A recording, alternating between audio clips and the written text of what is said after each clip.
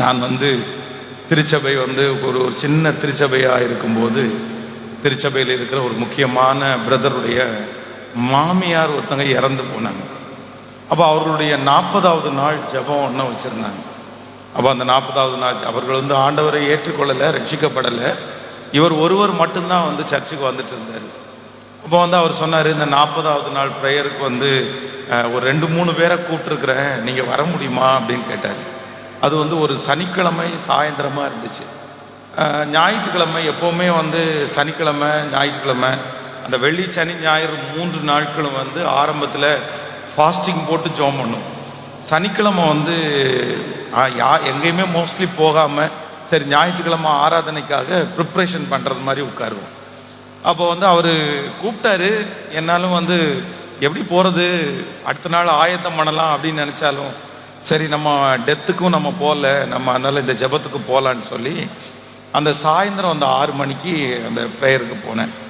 போகும்போது ஒரு டெத்து வீட்டில் ஒரு 40th டே ப்ரேயருக்கு எப்படி ப்ரிப்ரேஷன் பண்ணுமோ அப்படி ப்ரிப்ரேஷன் பண்ணிட்டு போயிட்டு கிட்டத்தட்ட ஒரு 6 பேர் வந்திருந்தாங்க. ஒரு 45 நிமிஷம் அந்த இடத்துல பிரசங்கம் பண்ணேன். அப்போ பிரசங்கம் பண்ணி முடிச்சுட்டு வெளியே வரும்போது ஒருத்தர், எனக்கு ரொம்ப நெருக்கமான ஒருத்தர் கேட்டார், 4 பேருக்கு 3/4 மணி நேரம் பிரசங்கம் தேவையா அப்படின்னு கேட்டார். ஸோ நான் ஒன்றுமே சொல்லலை. ஆனால் அந்த ப்ரேயர் முடித்த உடனே அந்த வீட்டினுடைய ஹவுஸ் ஓனர் அவங்க இந்த பொலிட்டிக்கலில் கட்சியில் ரொம்ப முக்கியமான ஒரு நபராக அப்போ ஆரம்பித்தாங்க. ஆனால் அவங்க என்னமோ தெரில, அந்த செய்தியை அவங்க ரொம்ப ரொம்ப ஞானமாய் கொஞ்சம் கவனிப்பாக அவங்க கேட்டது மாதிரி எனக்கு தெரிஞ்சிருச்சு. முடித்த உடனே எனக்காக ஒரு ஜெபம் பண்ண முடியுமா ஃபாதர் அப்படின்னு கேட்டாங்க. கண்டிப்பாக உங்களுக்காக நான் ஜெபம் பண்ணுறேன் அப்படின்னு சொல்லிட்டு அவங்களுக்கு ஜெபம் பண்ணேன். அது முடித்து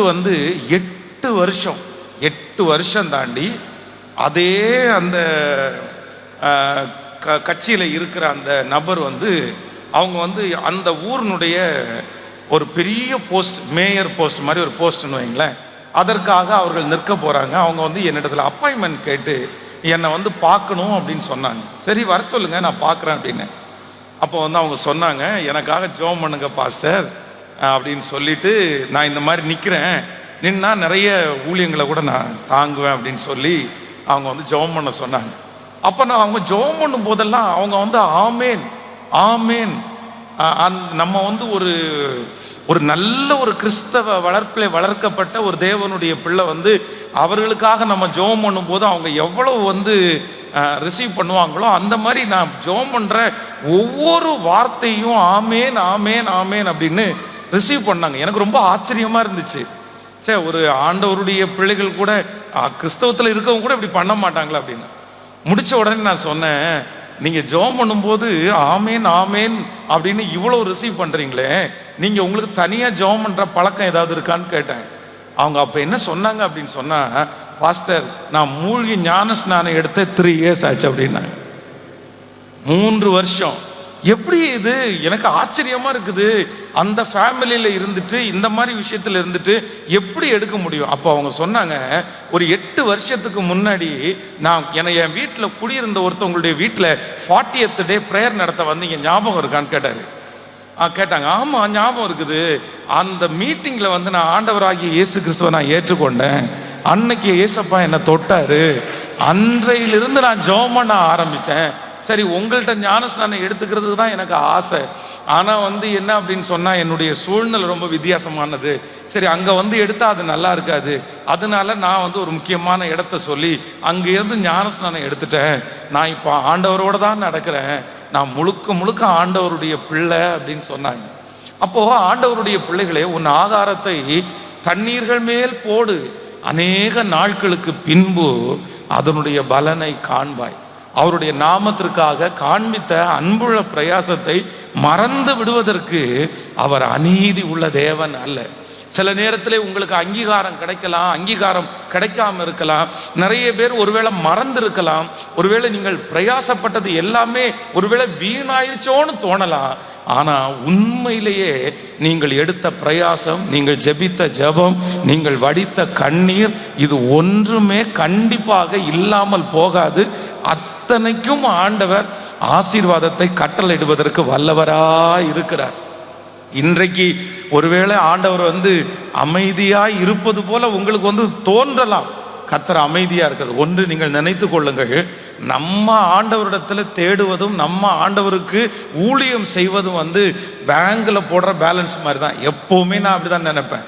எப்பெல்லாம் நம்ம வந்து ஒரு பேங்க்ல ஒரு பணத்தை போட்டோம் அப்படின்னா கண்டிப்பாக அந்த பணத்தை நம்மை தவிர வேற யாரும் எடுக்க முடியாது. அப்படி ஒருவேளை எடுப்பார்களே ஆனால் நம்முடைய பிள்ளைகள் தான் அந்த பணத்தை எடுக்க முடியும். அதனால நீங்க ஜெபிக்கிற ஜெபம், நீங்க செய்கிற ஊழியம், இது எல்லாத்தையும் உங்களுடைய கண்கள் கண்டிப்பாக அந்த நன்மையை பார்க்கும்.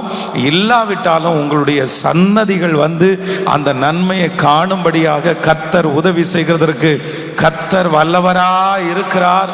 அவர் அந்தரங்கத்திலே பார்க்கிற பிதா, அவர் அந்தரங்கத்திலே பார்க்கிற பிதா.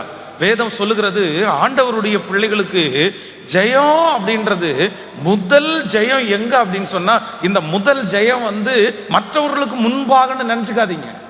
நம்ம நிறைய பேர் ஜெயிக்கிறதுக்கு ஆசைப்படுவோம். நமக்கு எல்லாருக்குமே ஜெயிக்கிறதுக்கு ஆசை. எங்கேயாவது யாராவது ஒருத்தருக்கு முன்னாடி நம்ம நிற்கணும், நம்ம கைத்தட்டல் வாங்கணும். ஆனால் உண்மையிலேயே முதல் உங்களுடைய ஜெயம் எங்க அப்படின்னு சொன்னா, வேதம் சொல்லுகிறது அந்தரங்கத்தில் பார்க்கிற பிதா. யார் ஒரு தேவனுடைய பிள்ளை வந்து அந்தரங்கத்துல ஜெயிக்கிறாங்களோ, மறைவிடத்துல ஜெயிக்கிறாங்களோ, யாரும் இல்லாத போது ஜெயிக்கிறார்களோ, அங்க நீங்க ஜெயிச்சிட்டீங்க அப்படின்னு சொன்னா கர்த்தர் ஆயிரங்களுக்கு முன்பாக ஒரு நாள் கர்த்தர் உங்களை ஜெயிக்கிறவர்களாய் வந்து நிறுத்துவார். எத்தனை பேர் ஆமோதிக்கிறீர்கள்? ஆனா நம்ம நிறைய பேர் கோட்டை விடுறது எங்க கோட்டை விட்டுறோம் அப்படின்னு சொன்னா, அந்தரங்கத்துல நம்ம கோட்டை விடுறோம். நம்முடைய தனிப்பட்ட வாழ்க்கையில நம்ம எப்படி இருந்தாலும் பரவாயில்லன்னு நினைக்கிறோம். யாரும் பார்க்காத இடத்துல நான் வந்து சாக்கடையா இருந்தா கூட பரவாயில்லன்னு நினைக்கிறோம். இல்லை இல்லை இல்லை இல்லை, ஆண்டவர் வந்து நீங்க 100 பேருக்கு முன்னாடி நிற்கிறத கர்த்தர் பார்க்கல, நீங்க 1000 பேருக்கு முன்னாடி நிற்கிறதுக்கு பார்க்கறது இல்லை. ஆண்டவர் எதை பார்க்கிறார் அப்படின்னா, நீங்க தனியா நிற்கும் போது நீங்க எப்படி இருக்கிறீங்க, நீங்க யாரும் இல்லாத போது எப்படி இருக்கிறீங்க, அந்த மறைவிடத்துல நீங்க எப்படி இருக்கிறீங்க, ஒரு ரூமுக்குள்ள நீங்க எப்படி இருக்கிறீங்க, உங்க குடும்பத்துக்குள்ள நீங்க எப்படி இருக்கிறீங்க. கர்த்தர் சொல்லுகிறார், அந்த காரியத்தை கர்த்தர் பார்த்து நீங்க ஒண்ணுமே பண்ண வேண்டாம். ஆண்டவர் வெளியரங்கமாய் ஒரு நாள் எல்லாருடைய கண்களுக்கு முன்பாகவும் கொண்டு வந்து நிறுத்துறதற்கு கர்த்தர் வல்லவராய் இருக்கிறார்.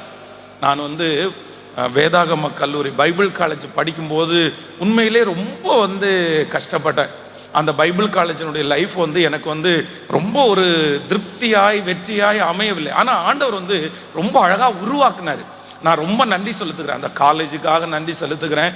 ஆண்டவர் என்ன அந்த இடத்துல நடத்துனதுக்காக நன்றி செலுத்துகிறேன். ஆனால் வந்து என்ன அப்படின்னா, இந்த காலேஜில் படிக்கும்போது பார்த்தீங்க அப்படின்னா, இந்த தேர்ட் இயர் முடித்த உடனே அந்த தேர்ட் இயர்லேயே ஒரு ஸ்டூடெண்ட்டை செலக்ட் பண்ணி நெக்ஸ்ட் இயர் ஒரு 35 ஸ்டூடெண்ட் 40 பேர் இருப்பாங்க. அந்த 40 பேருக்கு வார்டனா அப்பாயின்மெண்ட் பண்ணுவாங்க.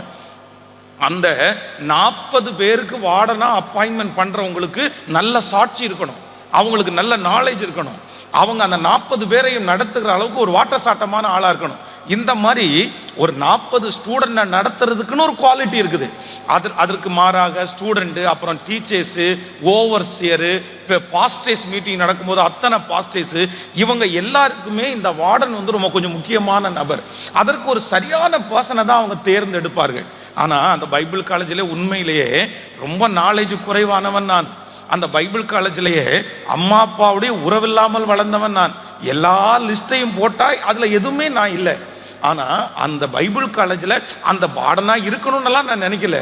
ஆனால் யாருக்குமே தெரியாமல் மொட்டை மாடியில் போய் பார்த்தீங்கன்னா இரவு எல்லாரும் தூங்கினதற்கு பிறகு அந்த சிமெண்ட் தரைக்கு மேலே முழங்காலில் நின்று பல மணி நேரங்கள் அப்படியே அழுத ஆண்டவரோட பேசிகிட்டே இருப்பேன். என்னுடைய தேவைகளை எல்லாம் வந்து சொல்ல மாட்டேன், ஆனால் ஆண்டவரே உங்களை ரொம்ப பிடிக்கும் அப்படின்னு சொல்லி ஆண்டவரிடத்துல பேசிட்டே இருப்பேன். ஜெபம் பண்ணிட்டு பல நாட்கள் அப்படி யாருமே பார்க்கல, யாருக்குமே தெரியாது. ஆனால் அந்த பைபிள் காலேஜுக்கு வார்டன் அப்படின்னு ஒருத்தர் அப்பாயின்மெண்ட் பண்ணும்போது திடீர்னு வந்து இப்போ தேர்ட் இயர் ஸ்டூடெண்ட் ஒருத்தர் இருந்தாங்க, வார்டனா நாங்கள் அப்பாயின்மெண்ட் பண்ணுறோம் அப்படின்னு சொல்லிட்டு என் பேரை சொன்னாங்க. எனக்கு ரொம்ப ஆச்சரியமா இருந்துச்சு. நான் வந்து ஒரு பெர்சன்டேஜ் கூட நான் நினைக்கல. அப்பதான் நான் நினைச்சேன், அந்தரங்கத்திலே பார்க்கிற பிதா உங்களுக்கு வெளியரங்கமாய் பதில் கொடுப்பார். அப்போ ஆண்டவர் வந்து உங்களை பார்க்கிறார். நீங்க அந்தரங்கத்துல யாருமே பார்க்கலனாலும் நீங்க வந்து கவலையே பட வேண்டாம். உங்களுக்கு அங்கீகாரம் கிடைக்கலன்றதுக்காக நீங்க சோர்ந்து போகாதீங்க. ஒருவேளை நீங்க அந்தரங்கத்துல அந்த மாதிரி யாருக்கும் தெரியாம பண்ணும்போது உங்களுக்கு அங்கீகாரத்தை தவிர நிறைய டிஸ்கரேஜ் வந்து வரலாம், உங்களை நிறைய பேர் புரிஞ்சுக்காம இருக்கலாம்.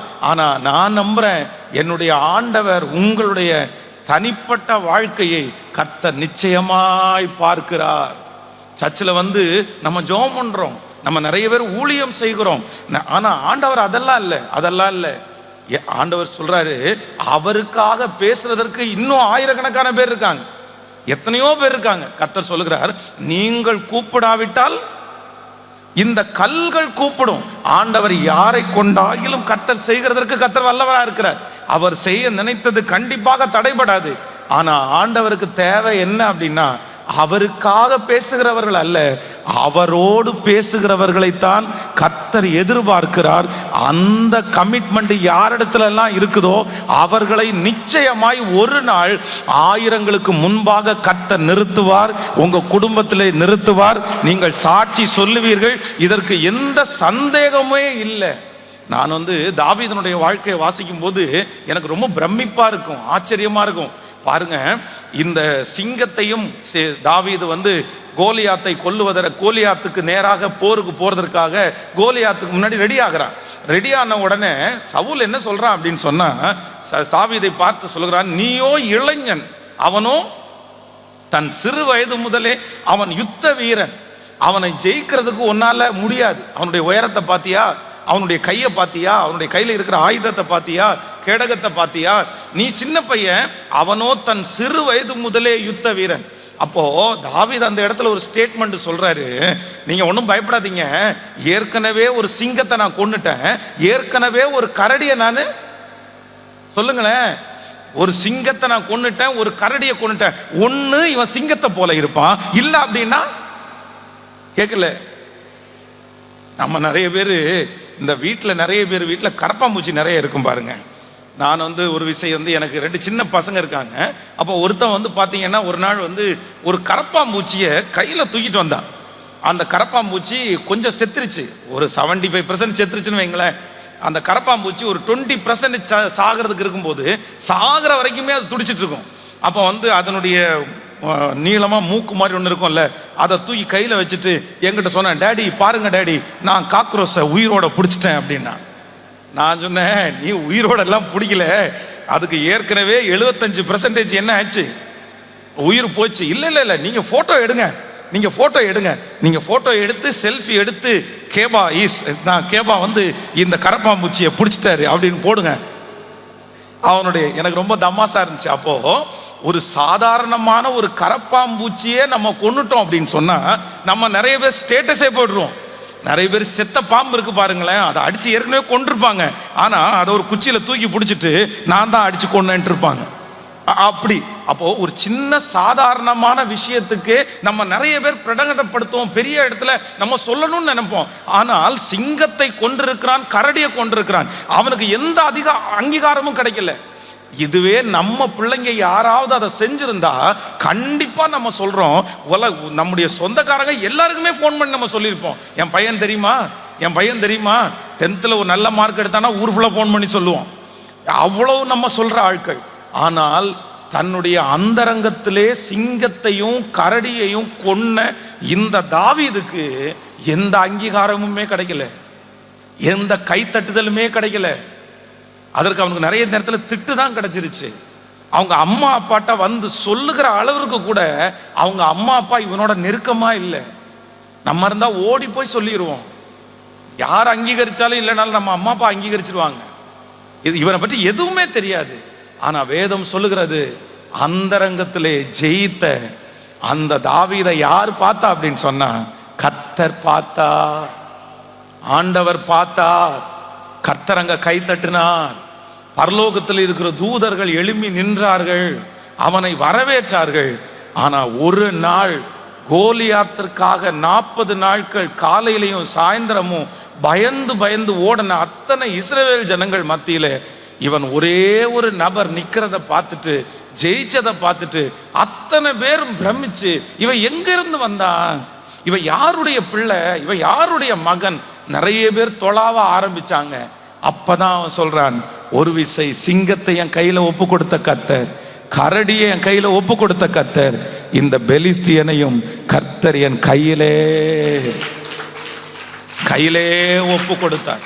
இன்னைக்கு வருகிற இந்த யங்ஸ்டர்ஸ், வாலிப தம்பிகள் தங்கச்சிகளுக்கு நிறைய பேருக்கு நிறைய ஆசை இருக்குது. உண்மையிலே நான் மதிக்கிறேன். ஏன்னா ஆண்டவருக்காக வாழணும், ஆண்டவருக்காக செய்யணும், பெரிய ஊழியத்தை செய்யணும், நிறைய பாட்டு பாடணும், நிறைய ஊழியம் செய்யணும். இந்த ஆசையை ஆண்டவர், நான் நம்புறேன், இது சாதாரணமா வரல. இத்தனை பேர் இருக்கும் போதும் இப்படிப்பட்ட ஒரு இருதயத்துல ஒரு ஆசையை உங்களுக்குள்ள கர்த்தர் உங்களுக்குள்ள இருக்குது அப்படின்னா அது உண்மையிலே ஆண்டவர் தான் உங்களுக்குள்ள வச்சது. உங்களுடைய இருதயத்துக்குள்ள கர்த்தர் தான் வச்சிருக்கிறாரு.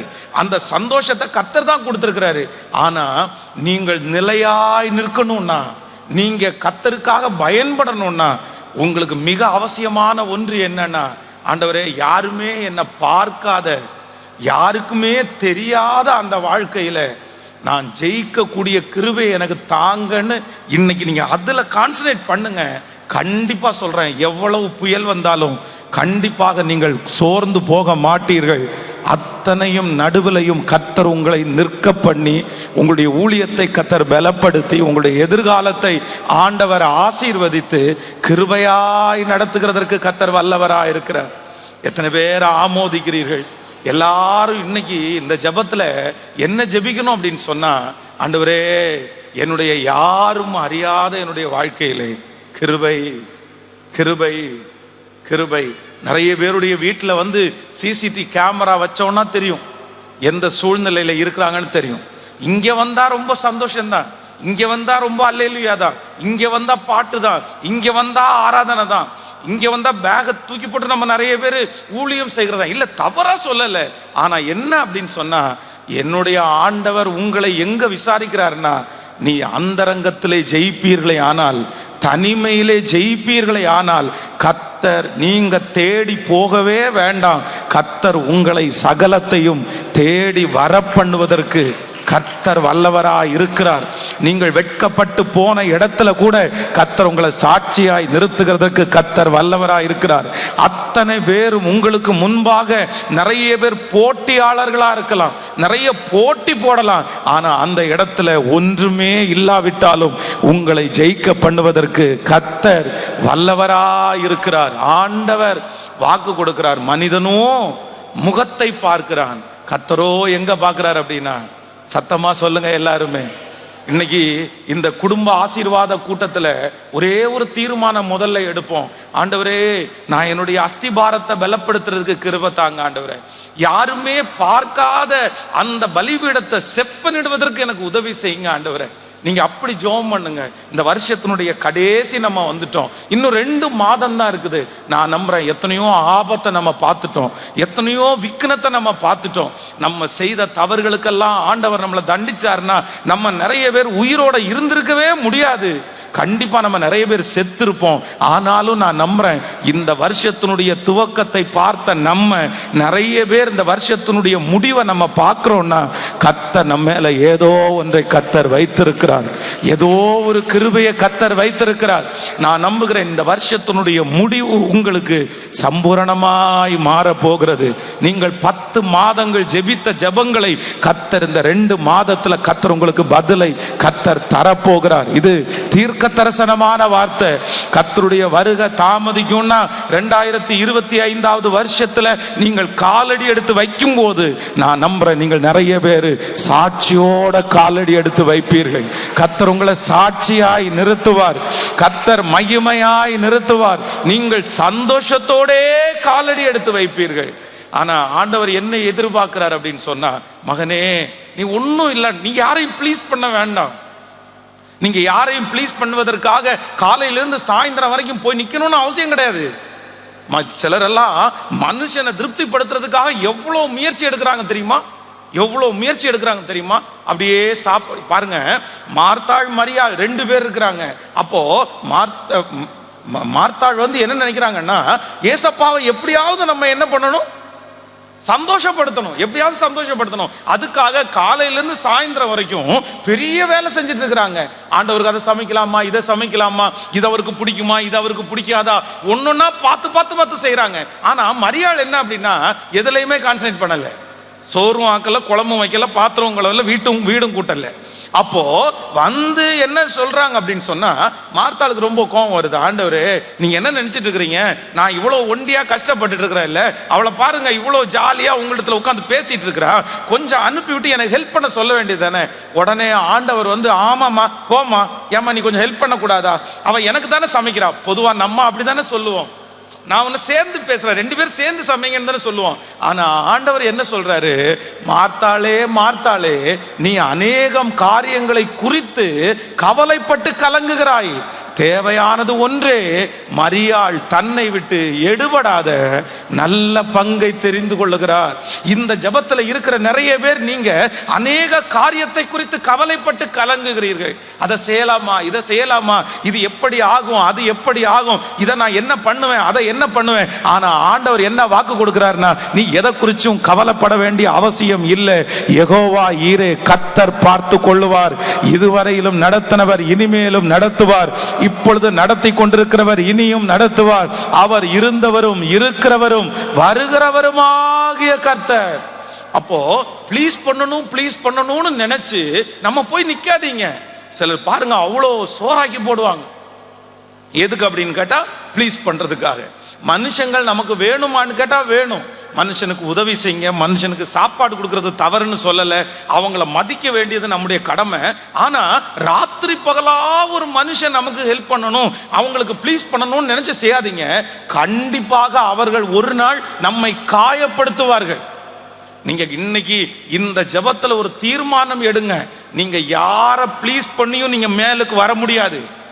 ஹலோ, எத்தனை பேர் ஆமோதிக்கிறீங்க? யார் உங்களுக்கு உதவி செய்யும் நீ முன்னுக்கு வர முடியாது. உங்களை யார் உயர்த்தணும் அப்படின்னு சொன்னா, என் தேவனாகிய கர்த்தர் என்னை உயர்த்துகிறவராயிருக்கிறார். சில வாலிப தம்பிங்க தங்கச்சிங்க பார்த்தீங்க அப்படின்னு சொன்னா, சிலருக்கு பின்னாடியே போய் தன்னுடைய வாழ்க்கையை நாசப்படுத்துவாங்க. எப்படி ஒரு வாலிப பையன் ஒரு வாலிப பொண்ணு அடுத்த வீட்டில் போய் அவங்களுக்கு காய்கறி வாங்கி கொடுத்து, அவங்களுக்கு தண்ணி எடுத்து கொடுத்து, அவங்க வீட்டில் இருக்கிற வீடை கிளீன் பண்ணி விட்டு, இது என்ன வேலை, இது என்ன வேலை? உனக்கு ஒரு வாழ்க்கை இல்லை, உனக்கு ஒரு எதிர்காலம் இல்லை, உனக்கு ஒரு படிப்பு இல்லை, உனக்கு ஒரு சம்பாத்தியம் இல்லை, என்ன ரொம்ப ரொம்ப வருத்தத்துக்குரியது. அப்போ நீங்க ஏதோ ஒரு வேற மாதிரி ஒரு அட்ராக்ஷன்ல இருக்கிறீங்க. இந்த உலகத்திலேயே ரொம்ப டேஞ்சரானது என்ன அப்படின்னு சொன்னா, சோல்டை, ஆத்துமா பிணைப்பு. இந்த ஆத்துமா பிணைப்புன்றது ரொம்ப டேஞ்சரானது. அது யாரா இருந்தாலும் சரி, அது பாஸ்டரா இருக்கலாம், பாஸ்டர் அம்மாவா இருக்கலாம், அது பிரேயர் நடத்துற லீடரா இருக்கலாம். ஆண்டவருடைய பிள்ளைகள் ஒன்று நினைத்துக் கொள்ளுங்கள், அந்த ஆத்துமா பிணைப்பு அப்படின்றது உங்க வாழ்க்கையில உங்களை கொடுமையான ஒரு இடத்துக்கு கொண்டு போய் விட்டுரும். எல்லாம் லிமிட்டா, எல்லாம் ஒருத்தருக்கு உதவி செஞ்சோம்னா அதான் சிலர் என்ன தெரியுமா, சிலருக்கு நம்ம வாழ்வு கொடுக்கலாம். நான் அடிக்கடி சொல்லுவேன், வாழ்வு கொடுக்கறது தவறல்ல. நிறைய பேருக்கு வாழ்வு கொடுக்கறதுக்காக தான் கர்த்தர் நம்ம வச்சிருக்கிறாரு. ஆனா வாழ்க்கையே கொடுக்கறதுக்கு நம்மளை வச்சுக்கல. ஹலோ, பக்கத்துல கையை பிடிச்சு சொல்லுங்க, வாழ்வு கொடுக்குங்க. சொல்லுங்க, எல்லாரும் சொல்லுங்க, வாழ்வு கொடுங்க. ஆனா வாழ்க்கையே கொடுத்துறாதீங்க. உண்மை ரொம்ப ரொம்ப வருத்தத்துக்குரிய விஷயத்த சொல்றேன். ஒரு 2 கால்களும் போலியோ அட்டாக்னால, போலியோனால 2 காலுமே முடியல. அந்த பையன் ஆனா வெல் டேலண்டான பர்சன், ஐடி வரைக்கும் போயிட்டு ஐடி கம்பெனில அவ்வளோ சம்பளம் வாங்குறாரு அவரு. இந்த சம்பளம் வாங்கினோன்னா கூட வேலை செய்யற ஒரு பொண்ணுக்கு அவனுடைய கேரக்டர் ரொம்ப பிடிச்சிருச்சு. அந்த பொண்ணு பாத்தீங்கன்னா, அந்த வீட்டுக்கு ஒரே பொண்ணு, பெரிய பணக்கார பொண்ணு. இந்த பொண்ணு என்ன சொல்லுது அப்படின்னு சொன்னா, நான் உன்னை கல்யாணம் பண்ணிக்கிறேன் அப்படின்னு சொல்லும்போது, அவங்க அம்மா அப்பா என்ன சொல்றாங்க அப்படின்னு சொன்னா, எப்பா அவனுக்கு ஏதாவது ஒரு 5 லட்சம் ரூபாய் பணம் கொடுன்னு சொல்றேன், நான் தாராளமா தந்துடுறேன், அவனுக்கு என்ன உதவி வேணாலும் கேளு, நான் கொடுத்துறேன். ஆனா அவன் 2 காலோட இருக்கிறான், நீ கால் இல்லாம இருக்கிறான், நீ 2 காலு 2 கையோட நீ அழகா இருக்கிற, நாளைக்கு உங்களுக்குள்ள பயங்கரமான மிஸ் அண்டர்ஸ்டாண்டிங் வந்துடும், வேண்டான்னு சொன்னதுக்கு அப்புறம் அந்த பொண்ணு வலுக்கட்டாயமா, இல்ல நான் கமிட் பண்ணிட்டேன், நான் அவனோட தான் நான் வாழ்வேன், இப்படிப்பட்ட ஒருத்தருக்கு தான் வாழ்க்கை கொடுக்கணும்னு தான் கடவுள் என்ன வச்சிருக்கிறாரு, நான் கண்டிப்பா அப்படிப்பட்டவர்களுக்கு வாக்கு கொடுப்பேன்னு சொல்லி தன்னுடைய குடும்பத்தையே எதிர்த்து அந்த மனுஷனை கல்யாணம் பண்ணாங்க. நல்லா போச்சு, 2 குழந்தைகள் பிறந்தார்கள். 2 குழந்தைகள் பிறந்ததுக்கு பிறகு இவர் வீட்டுல இருந்து ஒர்க் பண்றாரு, அவங்க ஆபீஸ்ல போய் ஒர்க் பண்றாங்க. ஆபீஸ் முடிச்சுட்டு ஒரு 11 o'clock வீட்டுக்கு வரும்போது ஒரு மேனேஜர் ஏதோ ஒரு டவுட்டுக்காக கால் பண்றாரு. இந்த கால் வந்த உடனே இந்த மனுஷனுக்கு பார்த்தீங்கன்னா அந்த சிஸ்டர் மேல ஒரு சந்தேகம் வந்துருச்சு. இந்த சந்தேகம் ஒரு பெரிய பிரிவினை உண்டு பண்ணி, நான் கால் இல்லாதனால தானே நீ இப்படி பண்ற, நீ எங்க போனேன்னு யாருக்கு தெரியும், உன்னை யாரு பார்த்தா, என்னென்னமோ பேசி இன்றைக்கு அந்த பிள்ளையினுடைய வாழ்க்கை வந்து பார்த்தீங்கன்னா அப்படியே நடுத்தருவில் இருக்கிறது மாதிரி ஒரு சூழ்நிலை. அப்போ ஆண்டவருடைய பிள்ளைகள் இந்த ஜெபத்துல இருக்கிற யாருக்காக ஆண்டவர் பேசுறாருன்னு தெரியல. உங்க வாழ்க்கையில என்னைக்கு மனுஷனுக்காக எல்லாத்தையும் செய்றீங்களோ அன்னைக்கே நீங்க நின்னுட்டீங்க. அதற்கு பலன் உங்களுக்கு கிடைக்காது. அதைத்தான் ஆண்டவர் செய்தார். நீங்கள் எதை செய்தாலும் நீங்க மனுஷனுக்குன்னு செய்யாதீங்க, யாருக்குன்னு செய்யுங்கன்னா அவருடைய நாமம் மகிமைக்காக நீங்க செய்யுங்க. கண்டிப்பாக கர்த்தர் உங்களுக்கு இம்மையிலும் மறுமையிலும் பெரிய பலனை கர்த்தர் தருவார். இதுல சந்தேகமே இல்லை. அதனால வாலிப தம்பிங்க தங்கச்சிங்க யாராவது இங்க அப்படிப்பட்ட சூழ்நிலையில இருப்பீங்கன்னா உன் லைஃபை வேஸ்ட் பண்ணிராதடா, உன் லைஃபை வேஸ்ட் பண்ணிராதம்மா, யாருக்காகவும் வேஸ்ட் பண்ணிராத. நீ ரொம்ப ஃபீல் பண்ணுவ. கொஞ்ச நாள் தான் இளமை அப்படின்றது, கொஞ்ச நாள் வாலிபம் அப்படின்றது கொஞ்ச நாள். அதுக்கு மேல நீ நினைச்சா கூட கிடைக்காது, நீ நினைச்சா கூட வேகமா இருக்க முடியாது. அந்த கொஞ்ச நாளை நீ மிஸ் பண்ணிட்டேன்னா அதற்கு பிறகு உன்னுடைய வாழ்நாள் முழுக்க நீ ரொம்ப வருத்தப்படுவ. அதனால ரொம்ப ஜாக்கிரதையா இருக்க வேண்டியது என்ன அப்படின்னு சொன்னா, இந்த ஆத்துமா பிணைப்பு வேண்டாம். நிறைய பேரை நான் ஊக்குவிப்பேன். அதான் சொந்த மனைவியை அவருக்கு ஒன்றும் செய்ய முடியாது, கணவனாருக்கு ஒன்றும் பண்ண முடியாது, தன்னுடைய சொந்த பிள்ளைகளுக்கு எதுவும் பண்ண மாட்டாங்க. ஆனா இவங்க யாருக்கு செய்வாங்கன்னா, ஊர்ல உள்ள அத்தனை பேருக்கு இவங்க நல்லவங்களா இருப்பாங்க. ஊர்ல இருக்கிறவங்களுக்கு தீர்க்க தரிசனம் சொல்லுவாங்க, ஊர்ல இருக்கிறவங்களுக்கு அதெல்லாம் பண்ணுவாங்க, ஊர்ல இருக்கிறவங்களுக்கு ஜெபம் நடத்துவாங்க. இது இல்ல, நான் வந்து ரொம்ப சீரியஸா சொல்றேன். என்னுடைய கிட்டத்தட்ட நான் மினிஸ்ட்ரிக்கு வந்து 24 இயர்ஸ், 24 வருஷம். இந்த 24 வருஷத்துல நான் பாடுபட்டது, ஒரு குடும்பம் ஒண்ணுமே இல்லாம போயிடுச்சு. அந்த பிள்ளைகளை கூப்பிட்டு கேட்டா, எங்க அம்மா கிறிஸ்தவளா இருந்து என்ன பிரயோஜனம்? காலையில 7 மணி ஆனா அந்த அம்மா வந்து ஜோல்னா பைய போட்டுட்டு அவங்க ஒவ்வொரு ஒவ்வொரு வீட்டுக்கும் போவாங்க. அந்த சில வீடுகளில் போய் நைட்டு முழுக்க ஸ்டே பண்ணி அங்க இருக்கிற நோயாளிக்காக ஜெபம் பண்ணி, உபவாசம் இருந்து ஜெபம் பண்ணி ஆல் நைட் பிரேயர் பண்ணுவாங்க. ஆனா தன்னுடைய பிள்ளைகளுக்கு சமைக்கல, தன்னுடைய பிள்ளைகளுக்கு துணி துவைக்கல, தன்னுடைய பிள்ளைகளை கவனிக்கல. அந்த 4 பிள்ளைகளும் பாத்தீங்கன்னா தெருவிலே போச்சுங்க. அந்த பிள்ளைங்க இன்னைக்கு 4 பேருடைய வாழ்க்கையிலையும் செகண்ட் மேரேஜுங்க. 4 பேரும் செகண்ட் மேரேஜ். ஐயோ கொடுமை, ரொம்ப ரொம்ப கஷ்டம். அதனால முதல்ல கவனிக்க வேண்டியது இன்னொருத்தருடைய குடும்பத்தை அல்ல. கர்த்தர் என்ன வாக்கு கொடுக்கிறார்னா, நீ ஸ்திரப்படு, நீ ஸ்திரப்படு, உன்னுடைய முளைகளை நீ உறுதிப்படுத்து, உன்னுடைய கூடாரத்தின் இடத்தை விசாலமாக்கு, நீ வலதுபுறத்திலும் இடம்புறத்திலும் இடம் கொண்டு பெருகு. நான் ஆசீர்வாதம்ன்றது இன்னொருத்தருக்கு போறது ஆசீர்வாதம் கிடையாது. உங்க பாத்திரம் நிரம்பி வழிஞ்சு அதுக்கு வெளியில போகுது பாருங்க, அது பாய்ந்து போய் இருக்கிற இடத்துல எல்லாம் பலன் கொடுக்கட்டும். நீங்க அதை ஒரு சவாலா எடுங்க, நீங்க அதை ஒரு தீர்மானம். உங்களை குற்றப்படுத்தல. சில இடங்கள்ல வந்து நம்முடைய வீடுகளில் அங்கீகாரம் கிடைக்காது, நம்முடைய ஜெபத்திற்கு முட்டுக்கட்டையா இருப்பாங்க. நீ ஜெபம் பண்ணி என்னத்தை பார்த்த, உங்களுடைய சின்ன சின்ன பலவீனத்தை சொல்லி சொல்லி நீ ஜெபம் பண்ணி இப்படி கோவப்படுற, நீ ஜெபம் பண்ணி இப்படி பண்ற. அதனால சிலர் வந்து உங்களுடைய ஜெபத்தை மட்டம் தட்டுவாங்க, உங்களுடைய ஊழியத்தை மட்டம் தட்டுவாங்க. நான் நம்புறேன், நீங்க கவலைப்படாதீங்க. உங்களுடைய வேல்யூ என்னன்னு உங்க கணவனாருக்கு தெரியாது, உங்க வேல்யூ என்னன்னு நிறைய பேருக்கு தெரியாது. நீங்க இருக்கிறதுனால தான் அந்த குடும்பம் பிழைக்குது, நீங்க இருக்கிறதுனால தான் அந்த குடும்பம் வாழுது, நீங்க இருக்கிறதுனால தான் ஆபத்திலிருந்து காப்பாற்றப்படுகிறார், நீங்க இருக்கிறதுனால தான் அவர் சம்பாதிக்கிறாரு. ஆனா இன்னைக்கு அவருக்கு தெரியலன்னா கூட ஒரு நாள் கண்டிப்பாக தெரிய வரும். என் மனைவியினுடைய ஜெபத்தினால தான் நான் இருக்கிறேன்னு தெரிய வரும். உங்க குடும்பத்தில் உங்களுக்கு அங்கீகாரத்தை கர்த்தர் தருவார்.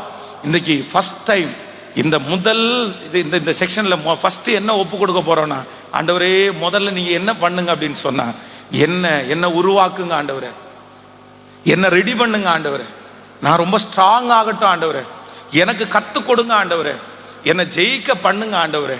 உண்மையிலே சொல்றேன், ஆண்டவர் உங்களை ஸ்திரப்படுத்தி பலப்படுத்தி உங்களை நிலைநிறுத்தி அநேகருக்கு பிரயோஜனமாய் மாற்றுவதற்கு கர்த்தர் வல்லவராய் இருக்கிறார். கைகளை அசைத்து ஒரு ஹல்லேலூயா சொல்லலாம்.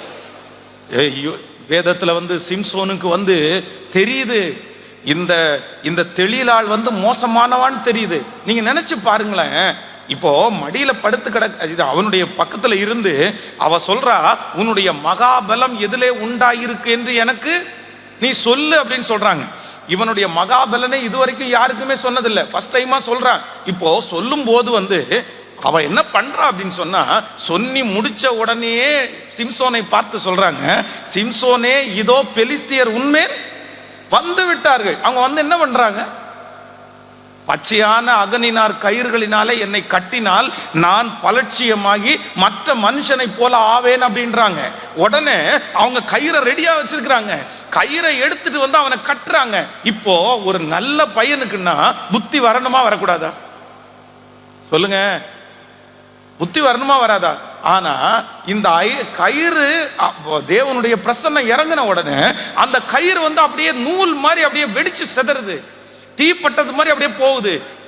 நன்றாய் நீங்கள் நினைத்துக் கொள்ளுங்கள், கர்த்தர் உங்களை தப்புவிக்கிறார் என்கிறதற்காக, ஆண்டவர் உங்களை காப்பாற்றுகிறார் என்கிறதற்காக நீங்க மறுபடியும் மறுபடியும் மறுபடியும் தப்பு பண்ணுனா கர்த்தர் கண்டுக்காம இருக்க மாட்டார்னு நினைச்சிடாதீங்க. ஹலோ பிரதர் சிஸ்டர், நம்ம தப்பு பண்ற இடத்துல கர்த்தர் நம்மளை காப்பாற்றுறார் அப்படின்றதுக்காக இன்னும் இன்னும் தப்பு பண்ணுனா கூட ஆண்டவர் கண்டுக்காம இருக்க மாட்டார்னு யாரும் சொல்ல நினைக்காதீங்க, யாரும் நினைக்காதீங்க. அதான் நமக்கு நிறைய பேருக்கு அந்த சம்பவம் உங்களுக்கு தெரியும்னு நினைக்கிறேன். வக்கீல் ஒரு திருடன் வக்கீலுக்கு முன்னாடி போய் நின்று, திருடிட்ட சார் என்னை மன்னிச்சிருங்க, நான் இனி செய்ய மாட்டேன், எனக்கு எப்படியாவது இந்த ஒரு டைம் மட்டும் வாதாடி என்னை காப்பாற்றி விடுங்கன்னா, வக்கீல் காப்பாற்றி விட்டாராமா. 2வது டைம் காப்பாற்றி விட்டாரு, 3வது டைம் காப்பாற்றி விட்டாரு. இப்போ 4வது டைம் அவன் பிரச்சனை பண்ணிட்டு போய் கூண்டில் நிற்கும் போது அதே வக்கீல் எங்கே உட்காந்துருக்கிறார் அப்படின்னா ஜட்ஜா உட்காந்துருக்கிறாரு. உடனே இவன் என்ன நினைச்சான் அப்படின்னு சொன்னா, வக்கீலா இருக்கும் போதே அவர் நம்மளை என்ன பண்ணாரு கேட்கல, வாதாடி காப்பாத்தினாரு. இப்ப யாரா உட்கார்ந்து இருக்கிறாரு, இப்ப ஜட்ஜா உட்கார்ந்து இருக்கிறாரு. நமக்கு ஒரு கவலையும் இல்லை, அவ்வளவுதான், நமக்காக எவனும் வாதாடவே வேண்டாம், அவர் நம்மளை காப்பாத்திட்டு இருக்காரு அப்படின்னு சொல்லும் போது அந்த ஜட்ஜு சொன்னாராமா, எப்பா வக்கீலா நான் இருக்கும்போது உனக்காக வாதாடினேன், உனக்காக நான் திறப்புல நின்னேன், ஆனா இப்ப நான் யாரா உட்கார்ந்து இருக்கிறேன்னா நான் ஜட்ஜா உட்கார்ந்து இருக்கிறேன், அதனால கண்டிப்பாக இந்த இடத்துல தப்பு பண்ண உங்களுக்கு நான் பனிஷ்மெண்ட் கொடுத்தே ஆகணும்னு கொடுத்தாங்களாமா. பிரதர் சிஸ்டர், இன்றைக்கு இந்த சத்தத்தை கேட்கிற நிறைய பேருடைய வாழ்க்கையில ஆண்டவர் உங்களுக்கு நிறைய பேருக்கு வக்கீலா தான் இருக்காரு, கர்த்தர் வக்கீலா தான் இருக்காரு. உங்களுக்காக அவர் வாதாடுறாரு, உங்க குற்றங்கள் எல்லாம் அவர் மறைக்கிறாரு, அவர் தட்டி கொடுக்கிறாரு. சரி பரவாயில்லப்பா பரவாயில்லப்பா, நீ புரிஞ்சுக்கோப்பான்னு சொல்றாரு, நீ வெளியே வந்துருன்னு சொல்றாரு, நீ இதை தொடராதேன்னு சொல்றாரு. ஆண்டவர் உங்களுக்கு மன்னிக்கிறார் என்கிறதற்காக அந்த மன்னிப்பை நீங்கள் அற்பமா எடுத்து விடாதீர்கள். யாரோ ஒருத்தருக்கு தீர்க்க தரிசனமா பேசுறாரு, பிரதர் ஜாக்கிரதை பிரதர், இழந்துடாதீங்க பிரதர். 2வது டைம் சரி ஓகே, ஃபர்ஸ்ட் தான் கயிறுல ஏமாத்திட்ட, இப்ப என்ன பண்ணணும்னு கேட்டா, ஒன்றும் இல்லை, எனக்கு முடியெல்லாம் சேர்த்து கூடார ஆணி வச்சு என்னை செவத்துல அடிச்சிட்டிங்கன்னா சரியாயிருன்றாங்க. நம்பர் 2, 2வது டைமும் ஆண்டவர் அவனுக்கு இரக்கமுள்ளவராக இருந்தார். தேவனுடைய ஆவியானவர் அவன் மேல இறங்கின உடனே வேதம் சொல்லுது, அந்த செவத்தை அப்படியே பேத்துட்டு வந்துட்டான், எல்லாம் முடிஞ்சிச்சு, எல்லாம் முடிஞ்சிச்சு. ஆனா அதற்கு பிறகு அவள் என்னை ரொம்ப ஏமாத்தினேன்னு சொல்லி கண்ணீர் விட்டு அழுது மடியில படுக்க வச்சு, என்னப்பா ஏன் உண்மையை சொல்ல மாட்டேங்கிற? 3வது விஷயம் அவனுடைய வாழ்க்கையில தன்னுடைய வாழ்க்கையில் இருக்கிற உண்மையெல்லாம் சொல்லிட்டான். பிரதர், அவங்க மோசமானவங்கன்னு தெரியுது, அவங்க உங்களை அழிக்க பார்க்குறாங்கன்னு தெரியுது, அவங்க பின்னாடி போனால் உங்க வாழ்க்கை ஒன்றும் இல்லாமல் போகணும்னு உங்களுக்கு தெரியுது. இவ்வளவு தெரிஞ்சிட்டும் மறுபடியும் மறுபடியும் அங்கிருந்து வெளியே வராம இன்னும் இன்னும் நீங்க திரும்ப திரும்ப அவங்களே சார்ந்து வாழ்ந்தா இந்த மனுஷனை கடைசியில தூக்கி எடுக்கவே முடியாத ஒரு சூழ்நிலையில தள்ளப்பட்டான். இல்ல ரொம்ப ஜாக்கிரதை, ரொம்ப ஜாக்கிரதை. ஆண்டவரே எனக்கு ஒரு கிருபை தாரும், ஆண்டவரே எனக்கு ஒரு தயவை தாரும், எனக்கு ஒரு தயவை பாராட்டும். இந்த வருஷத்தினுடைய கடைசியில இந்த குடும்ப கூடுக என்ன பண்ணுன்னா, என்ன அந்தரங்கத்துல என்ன சரி பண்ணுங்க ஆண்டவரே, என்னை மறைவிடத்துல சரி பண்ணுங்க ஆண்டவரே. பிரதர் சிஸ்டர், இந்த 2 months எங்களுடைய அன்பு தகப்பனாரே தாயாரே, இந்த 2 மாதமும் உங்களுக்கு ஆயத்த மாதமாகவே மாறட்டும், ஆயத்த மாதமாகவே மாறட்டும். கர்த்தர் வேற ஒன்னையும் சொல்லல, இன்றைக்கு நீங்கள் உங்களை பரிசுத்தம் பண்ணி கொள்ளுங்கள், நாளைக்கு கர்த்தர் உங்கள் நடுவிலே அற்புதங்களை செய்வார். கர்த்தர் அற்புதங்களை செய்கிறதற்கு தடை வேற ஒண்ணுமே கிடையாது. நீங்க உங்களை பரிசுத்தம் பண்ணி கொள்ளுங்க.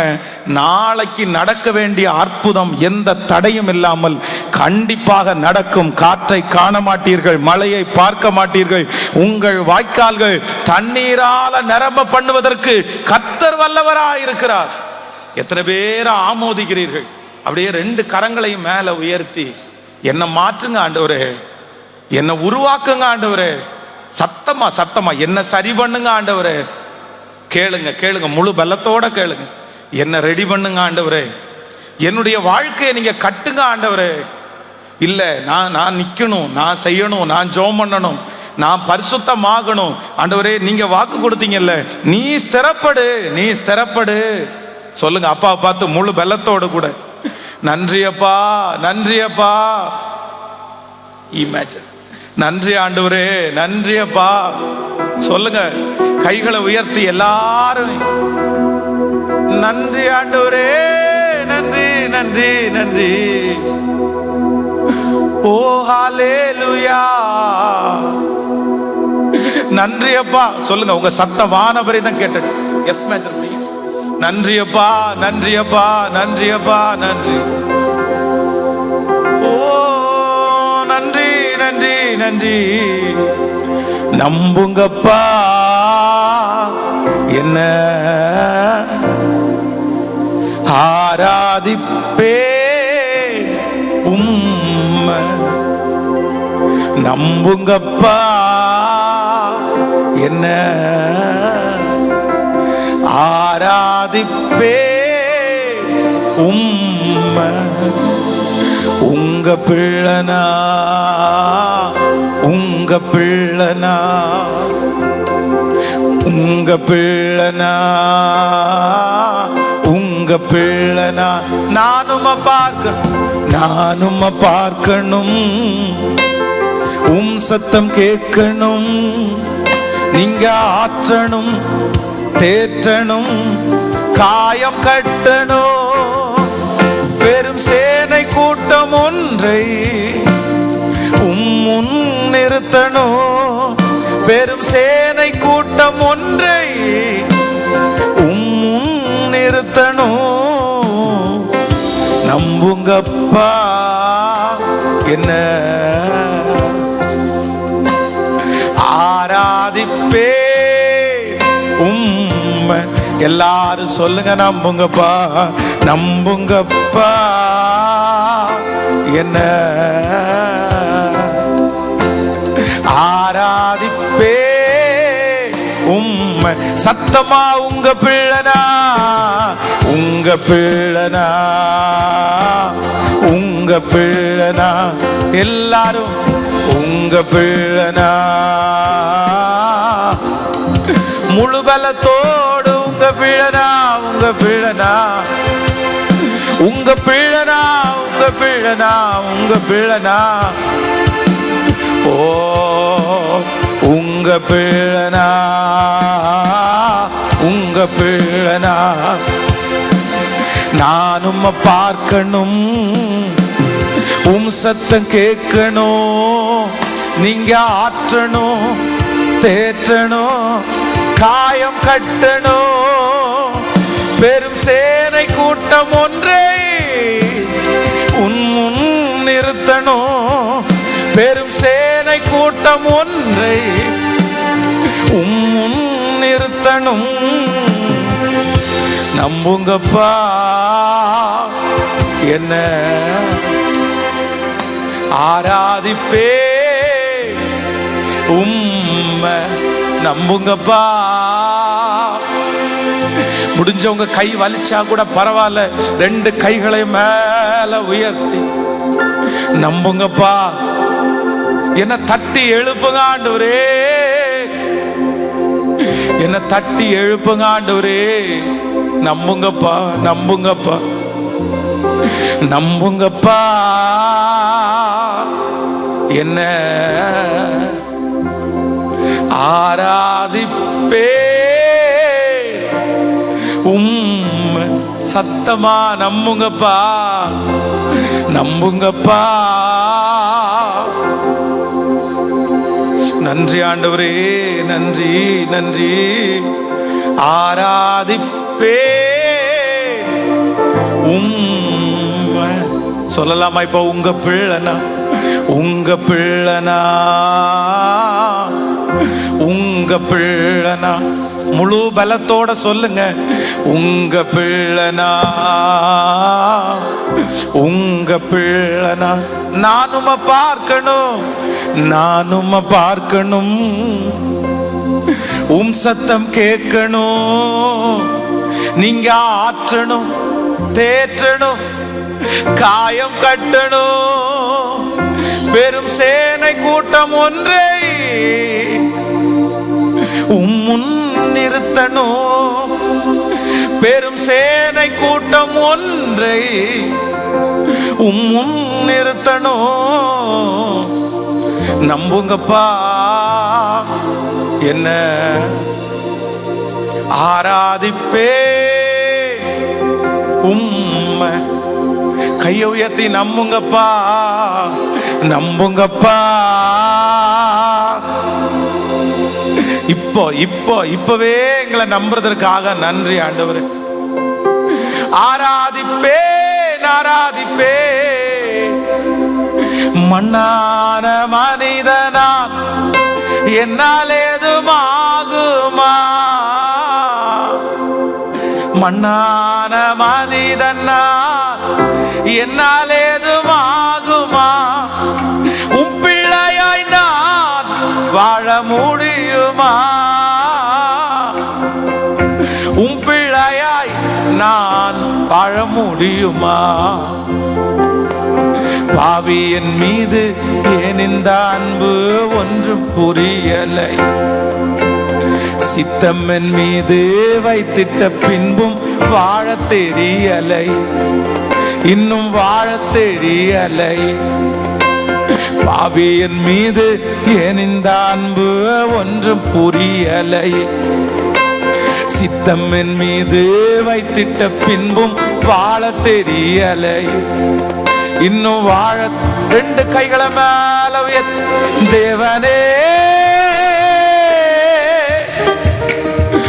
அப்பா அப்பா, இந்த கடைசி மாதத்துல உங்க மகிமை விளங்கட்டும் ஆண்டவரே. 2025 வருடம் நாங்கள் காலடி எடுத்து வைக்கும் போது வெற்றியாய் மகிமையாய் ஆண்டவர் எங்களோடு கூட இருக்கிறதை நாங்கள் உணர போகிறதற்காக உமக்கு நன்றி அப்பா. உன் துக்க நாட்கள் முடிந்து போகும் என்று வாக்கு கொடுத்தீரே. உன் சாம்பலுக்கு பதிலாக நான் சிங்காரத்தை தருவேன் என்று சொன்னீரே. நீ வெட்கப்பட்ட இடத்திலே உன் தலையை நான் நிமிர பண்ணுவேன் என்று வாக்கு கொடுத்தீரே. அவர்கள் கண்களுக்கு முன்பாக நான் உன்னை மேன்மைப்படுத்துவேன் என்று வாக்கு கொடுத்தீரே.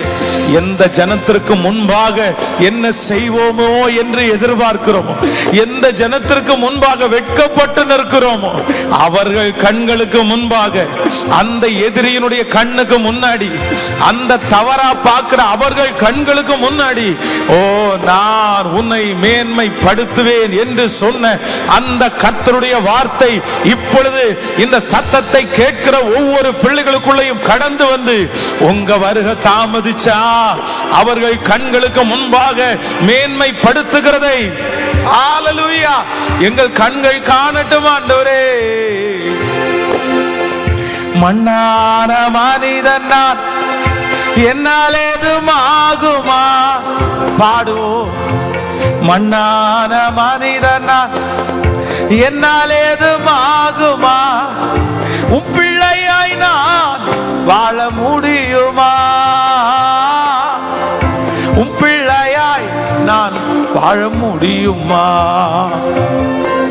பாவியின் மீது ஏன் இந்த அன்பு ஒன்றும் புரியலை. சித்தம் என் மீது வைத்திட்ட பின்பும் வாழ தெரியலை, இன்னும் வாழ தெரியலை. பாவியின் மீது ஏன் இந்த அன்பு ஒன்றும் புரியலை.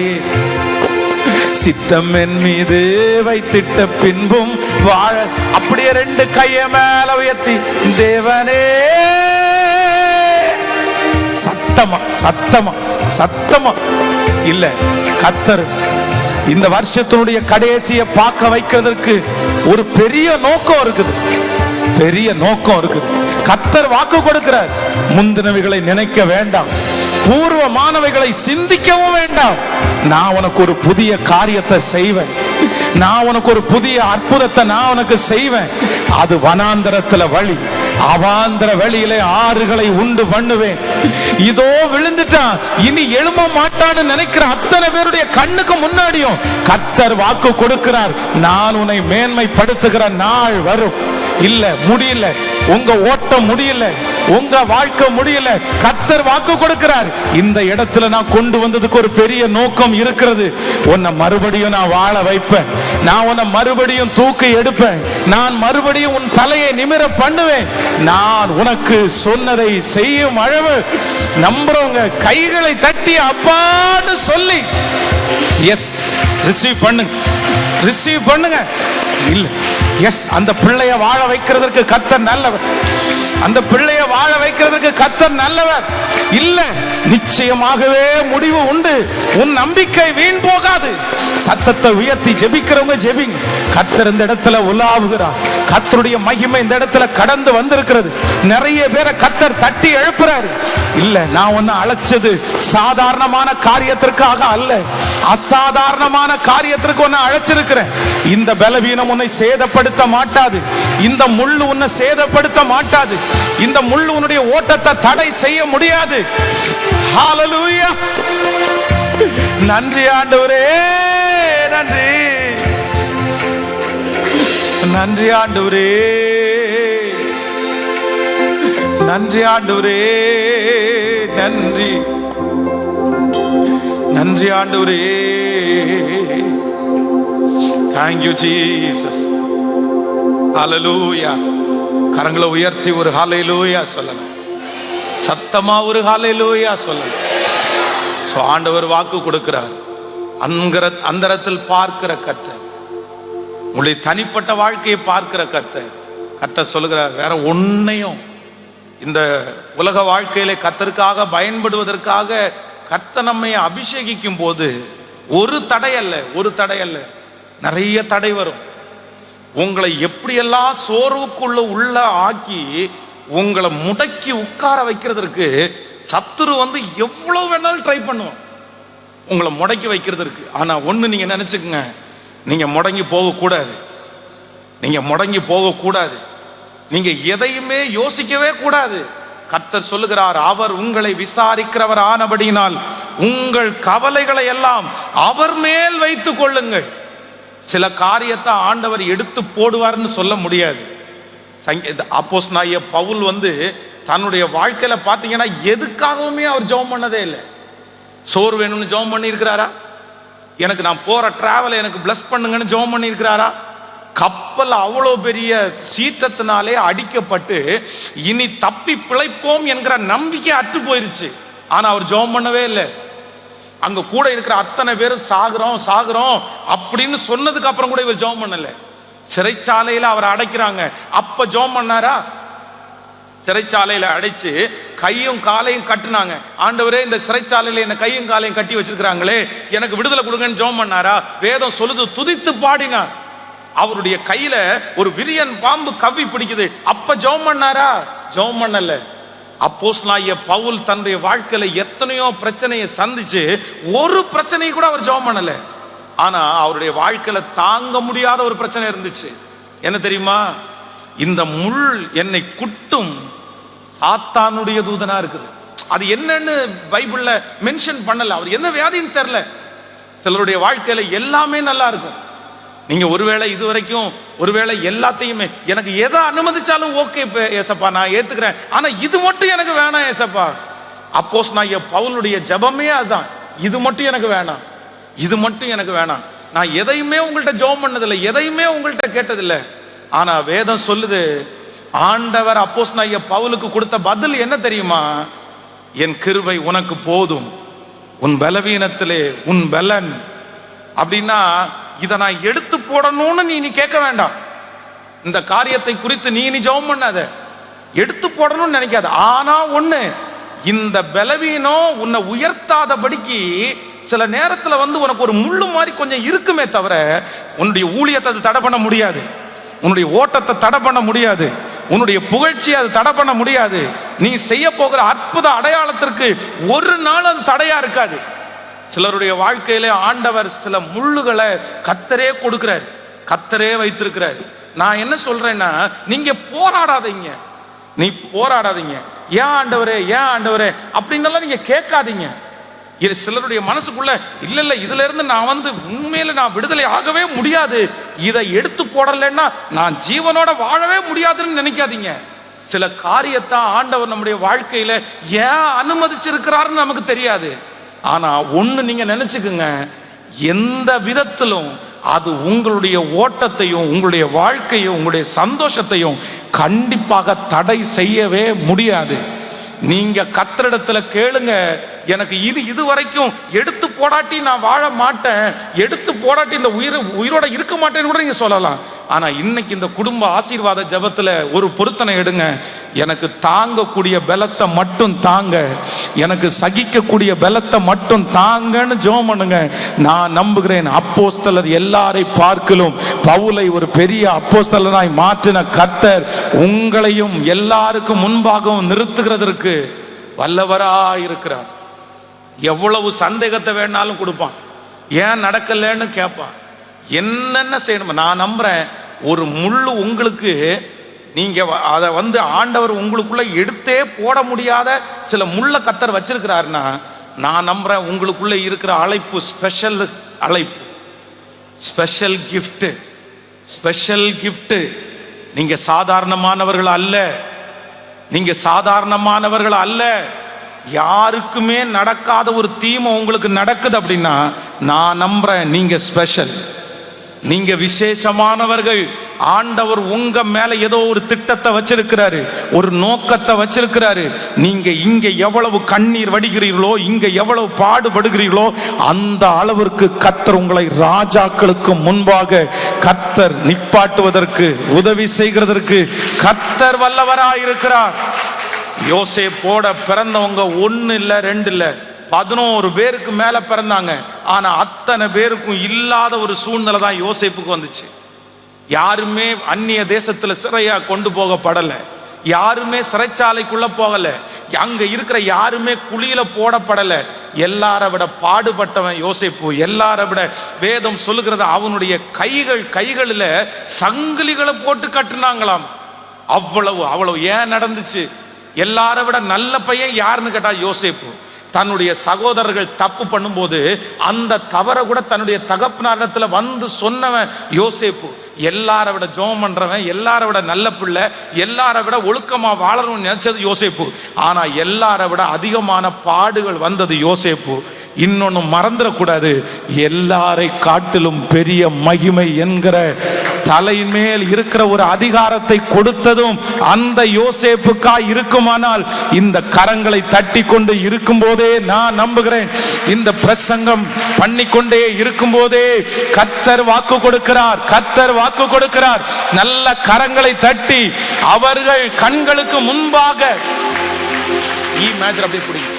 அவர்கள் கண்களுக்கு முன்பாக நம்மை மேன்மைப்படுத்துகிற கர்த்தர். ஹல்லேலூயா. கைகளை அசைத்து ஒரு ஹல்லேலூயா சொல்லலாம். சத்துரு வந்து ஒரு மிகப்பெரிய தந்திரசாலி, மிகப்பெரிய தந்திரசாலி. எப்படின்னு கேட்டா, இந்த சவுலுடைய வாழ்க்கையில பாருங்களேன், ஒரே ஒரு மனுஷனுடைய வாழ்க்கையை காமிச்சு. தாவீது என்கிற ஒரு சின்ன பையன் வருகிறான், கோலியாத்தை ஜெயிக்கிறான். கோலியாத்தை ஜெயித்த உடனே சவுல் கொன்றது 1000, தாவீது கொன்றது 10,000 அப்படின்ற வார்த்தையை முறையாய் பாடினாங்க. இந்த ஒரு பாட்டு, இந்த ஒரு வார்த்தை சவுலுடைய வாழ்க்கையை முடிச்சு போச்சு. பாடுங்க, சவுலுடைய 40 வருஷ கேரியரை முடிச்சிருச்சு. One word. சவுல் கொன்றது 1000, தாவீது கொன்றது 10,000 என்கிற அந்த ஒன் வேர்டு வந்து 40 வருஷ வாழ்க்கையை நாசம் பண்ணிருச்சு. தேவ பிள்ளையே, மறந்துடக்கூடாது. சிலருடைய வாழ்க்கை வந்து பாத்தீங்க அப்படின்னு சொன்னா உங்களை ஒன்றும் இல்லாம பண்ணிரும். சிலருடைய வார்த்தைக்கு நீங்க ரொம்ப மரியாதையை கொடுத்து ஐயோ இப்படி பேசிட்டானேன்னு நினைச்சு சில பிரச்சனையை குறித்து நீங்க ரொம்ப யோசிக்க ஆரம்பிச்சீங்கன்னா, அந்த ஒரே பிரச்சனை உங்களை வாழ விடாம உங்களை கூனி குறுகி உங்களை சுருட்டி படுக்க வச்சிரும். அதைத்தான் தேவனுடைய மனுஷன் சொல்லும் போது சொல்கிறான், உம்மாலே நான் ஒரு சேனைக்குள் பாய்வேன், என் தேவனாலே எந்த மதிலையும் நான் தாண்டுவேன். என் ஆண்டவருடைய பிள்ளைகளுக்கு தடை கற்கள் என்று ஒன்றும் இல்லை, உங்களுக்கு முட்டுக்கட்டை என்கிறது ஒன்றும் இல்லை. இதோ திறந்த வாசலை உனக்கு முன்பாக வைத்திருக்கிறேன், அதை ஒருவனும் அடைக்க முடியாது. சகலத்தையும் தாண்டி ஜெயிக்கக்கூடிய அபிஷேகத்தை அப்படியே தட்டி எழுப்பணும். உங்களை நீங்க டெவலப் பண்ணணும், உங்களை நீங்க உற்சாகப்படுத்தணும், உங்களை நீங்க சந்தோஷப்படுத்தணும். இந்த மாதிரி ஏதோ ஒன்றை பார்த்து உங்க வாழ்க்கையை விட்டுறவே கூடாது. நீங்க இது சத்துருடைய, நான் சொல்றேன், நீங்க எத்தனை நாள் குற்றப்படுத்திட்டு இருப்பீங்கன்னு நினைக்கிறீங்க? அப்பாவை எத்தனை நாள் குற்றப்படுத்துவீங்க? அம்மாவை எத்தனை நாள் குற்றப்படுத்துவீங்க? உங்க சாரை எத்தனை நாள் குற்றப்படுத்துவீங்க? உங்க கணவனார் மனைவி எத்தனை நாள் குற்றப்படுத்துவீங்க? நான் இப்படி இருக்கிறதுக்கு இவதான் காரணம், நான் இப்படி இருக்கிறதுக்கு இவன் தான் காரணம், நான் இப்படி போறதுக்கு ஒன்றும் இல்லாமல் போறதுக்கு இவன் தான் காரணம். எத்தனை நாள் குற்றப்படுத்துவீங்கன்னு நினைக்கிறீங்க? ரொம்ப நாள் குற்றப்படுத்த முடியாது. சிலருக்கு எடுத்த உடனே அப்படிதான் வார்த்தை. எங்க அப்பா மட்டும் சம்பாரிச்சு வச்சிருந்தா, ஆமா சம்பாரிச்சு வச்சிருந்தா இவர் பெரிய கோடீஸ்வரரா இருந்து அதை 10 மடங்கு பெருசு பண்ணிருப்பாரு. நான் மட்டும் அப்படி படிச்சிருந்தா, ஆமா படிச்சிருந்தா இவர் பெரிய. எதுக்கு எடுங்க ஒரு சாக்கு, எதுக்கு எடுங்க ஒண்ணு. இது இல்லாதனாலதான் நான் இப்படி இருக்கிறேன், இது இல்ல. ஏன் அது இல்லாம யாருமே வாழ்ந்தது இல்லையா? அது இல்லாம யாருமே முன்னேறது இல்லையா? இன்னொரு வாட்டி உங்க வாயில இப்படி எனக்கு அமையாததுனாலதான் நான் இப்படி இல்லைன்னு உங்களுக்கு வந்துச்சுன்னா, நான் சொல்றேன், கர்த்தர் ரொம்ப கோபப்படுவார். தேவனுடைய பிள்ளை எல்லாமே தனக்கு சாதகமா இருக்கும் போது வெற்றியா வாழ்றது கிடையாது. எல்லாமே சாதகம் இல்லாத இருந்தாலும் அந்த இடத்துல நின்னாதான் அது ஆண்டவருடைய பிள்ளை. அதைத்தான் ஆண்டவர் எதிர்பார்க்கிறாரு. யோசேப்பு பரிசுத்தமா வாழ்ந்தது தன்னை சுத்தி இருக்கிற அத்தனை பேரும் பரிசுத்தமா வாழும் போது பரிசுத்தமா வாழல. தன்னுடைய அண்ணன் தம்பி எல்லாம் ஜெபம் பண்றனால ஜெபம் பண்ணல, அண்ணன் தம்பி எல்லாம் பரிசுத்தமா இருக்கிறதுனால பரிசுத்தமா வாழல. தன்னை சுத்தி இருக்கிற அண்ணன் சரியில்லை, தம்பி சரியில்லை, திருடுறாங்க, ஆடை அடிச்சு சாப்பிடுறாங்க, இத்தனை பேர் பரிசுத்த குலைச்சலா இருக்கும்போது அவர்கள் நடுவில் நான் ஆண்டவருக்காக வாழுவேன்னு பரிசுத்தமா நின்னதுனாலதான் அத்தனை ஜனங்களுக்கு கர்த்தர் அந்நிய தேசத்துல அவனை கொண்டு போய் கர்த்தர் அவனை தலைவனாக கர்த்தர் அபிஷேகம் பண்ணினார். ரொம்ப ஜாக்கிரதையா இருக்கணும், ரொம்ப ஜாக்கிரதையா இருக்கணும். நீங்க சாமுவேல் தீர்க்கதரிசி தான் முதல் பெயர்சபா வரைக்கும் பெரிய தீர்க்கதரிசின்னு வாசிச்சு விட்டுறோம். இந்த சாமுவேல் தீர்க்கதரிசி அவனுடைய வாழ்க்கையிலே வேதம் சொல்கிறது, சணநூல் ஏபோத்தை தரித்து கொண்டு தேவனுடைய ஆலயத்தில் கர்த்தரோட நடந்தவன், பணிவிடை செய்தவன். இந்த பணிவிடை செய்வதற்கு இவனுக்கு என்ன வேணும்னு நினைக்கிறீங்க? ஏலியினுடைய பிள்ளைகள் பேலியாளின் மக்களா இருந்தார்கள். அங்க இருக்கிற அந்த ஆசரிப்பு கூடாரத்தை கவனிக்கிற ஏலி என்கிற ஆசாரியனுடைய பிள்ளைங்க அசுத்தமா நடக்கிறாங்க. அவங்க பொம்பளை பொறுக்கியா இருக்கிறாங்க. அவங்க பாத்தீங்க அப்படின்னா பச்சை இறைச்சியை தான் எங்களுக்கு கொடுங்க, போஜன பிரியர்களா இருக்கிறாங்க. தனக்கு முன்னாடி இருக்கிற பாஸ்டருடைய மகன்களா இருக்கிற வாலிபர்கள் அசுத்தமா நடக்கும்போது, தப்ப பண்ணும்போது, அத்தனை கண்ணுக்கு முன்னாடி நெகட்டிவான சாட்சிகளை பார்க்கும்போது, நீ இப்படி வாழ்ந்தாலும் என் பரிசுத்தத்தை நான் காத்துக்குவேன்னு சொல்லி கர்த்தர் என்ன பார்க்கிறாருன்னு சொல்லி வாழ்ந்ததுனாலதான் கர்த்தர் அவனை தான் முதல் பெயர்சபா வரைக்கும் தீர்க்கதரிசியா கர்த்தர் மாற்றி இருக்கிறாரு. குற்றப்படுத்தாதீங்க, குற்றப்படுத்தாதீங்க, இன்னொன்னு இது பண்ணாதீங்க. சிலருக்கு மனைவி மேல அவ்வளோ இது, எனக்கு இப்படி ஒன்று வாச்சிருச்சே, எனக்கு இப்படி ஒன்று வாச்சிருச்சே, இவ என்னைக்கு வந்தாலும் அன்னையிலிருந்து அப்படித்தான் நான் ஆயிட்டேன், நான் எப்படி கற்பனை பண்ணேன் தெரியுமா, நான் எப்படி யோசிச்சேன் தெரியுமா, நான் இப்படி இருக்கும்னு நினைச்சேன், இப்படிலாம் அமைஞ்சிருச்சு அப்படின்னு. சில கணவன்மாரை குறித்து சில மனைவி அப்படிதான் சொல்லுவாங்க, நான் உங்களை என்னமோ நினைச்சேன், அவனை பாருங்க இப்படி பண்றான், இவனை பாருங்க இப்படி பண்றான். என்ன எத்தனை எத்தனை இது ஆண்டவருடைய பிள்ளைகளுக்கு ஒரு ஞானம் வேணாமா? இன்னொருத்தர குற்ற பார்த்து என் வாழ்க்கைய நான் கட்டவே முடியாது, கட்டவே முடியாது.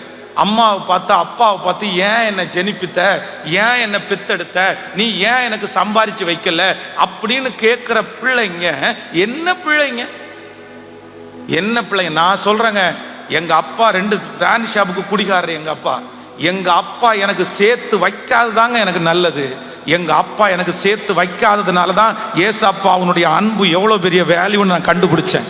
அவர் என்னை ஆத்தினார், அவர் என்னை தேத்தினார், அவர் காயம் கட்டினார், அவர் என்னை உயர்த்தினார். அப்போ நான் உபத்திரவப்படுகிறது எனக்கு கெட்டதல்ல, நான் உபத்திரவப்பட்டது எனக்கு நல்லது, எனக்கு நல்லது.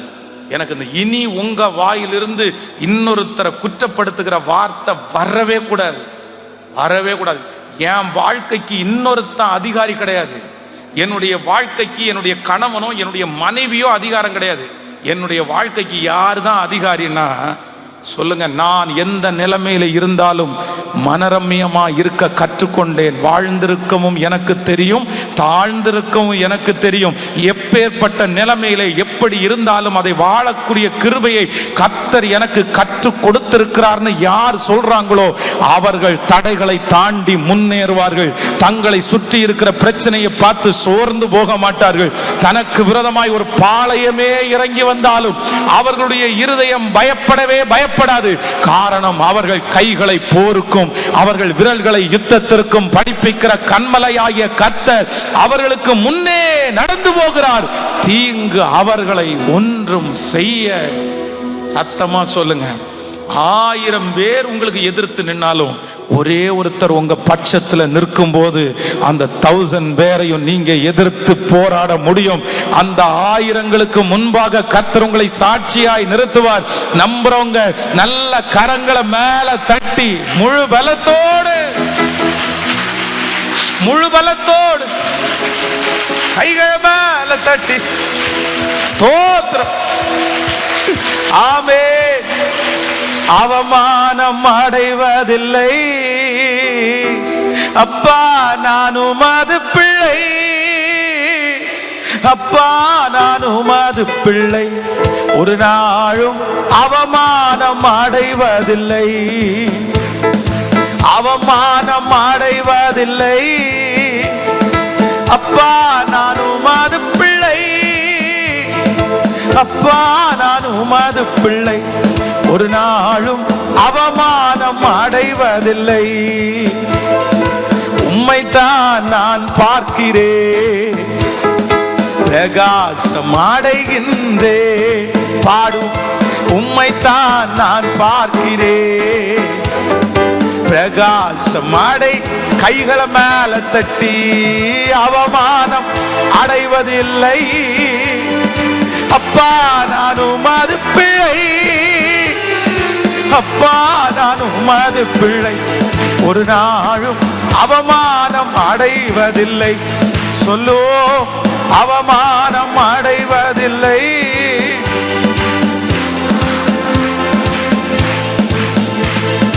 அப்பா, நான் உமது பிள்ளை. ஒரு நாளும் அவமானம் அடைவதில்லை. ஹல்லேலூயா.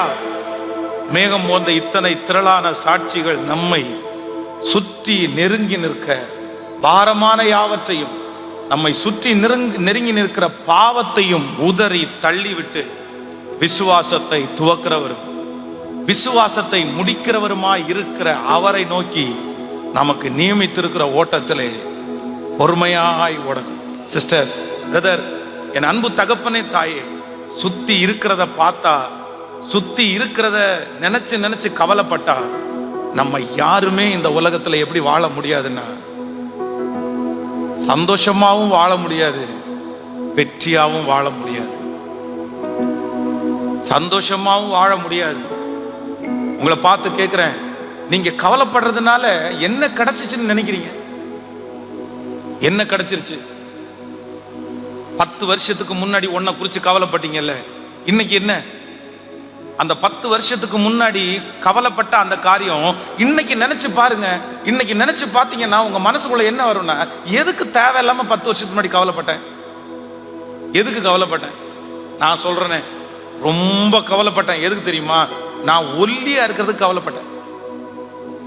இந்த வயிறெல்லாம் ரொம்ப ஒட்டி, இந்த கண்ணமெல்லாம் ரொம்ப ஒட்டி, ஒடுக்கு விழுந்தது மாதிரி, பஞ்சத்துல அடிபட்டவன மாதிரி நான் இருப்பேன்.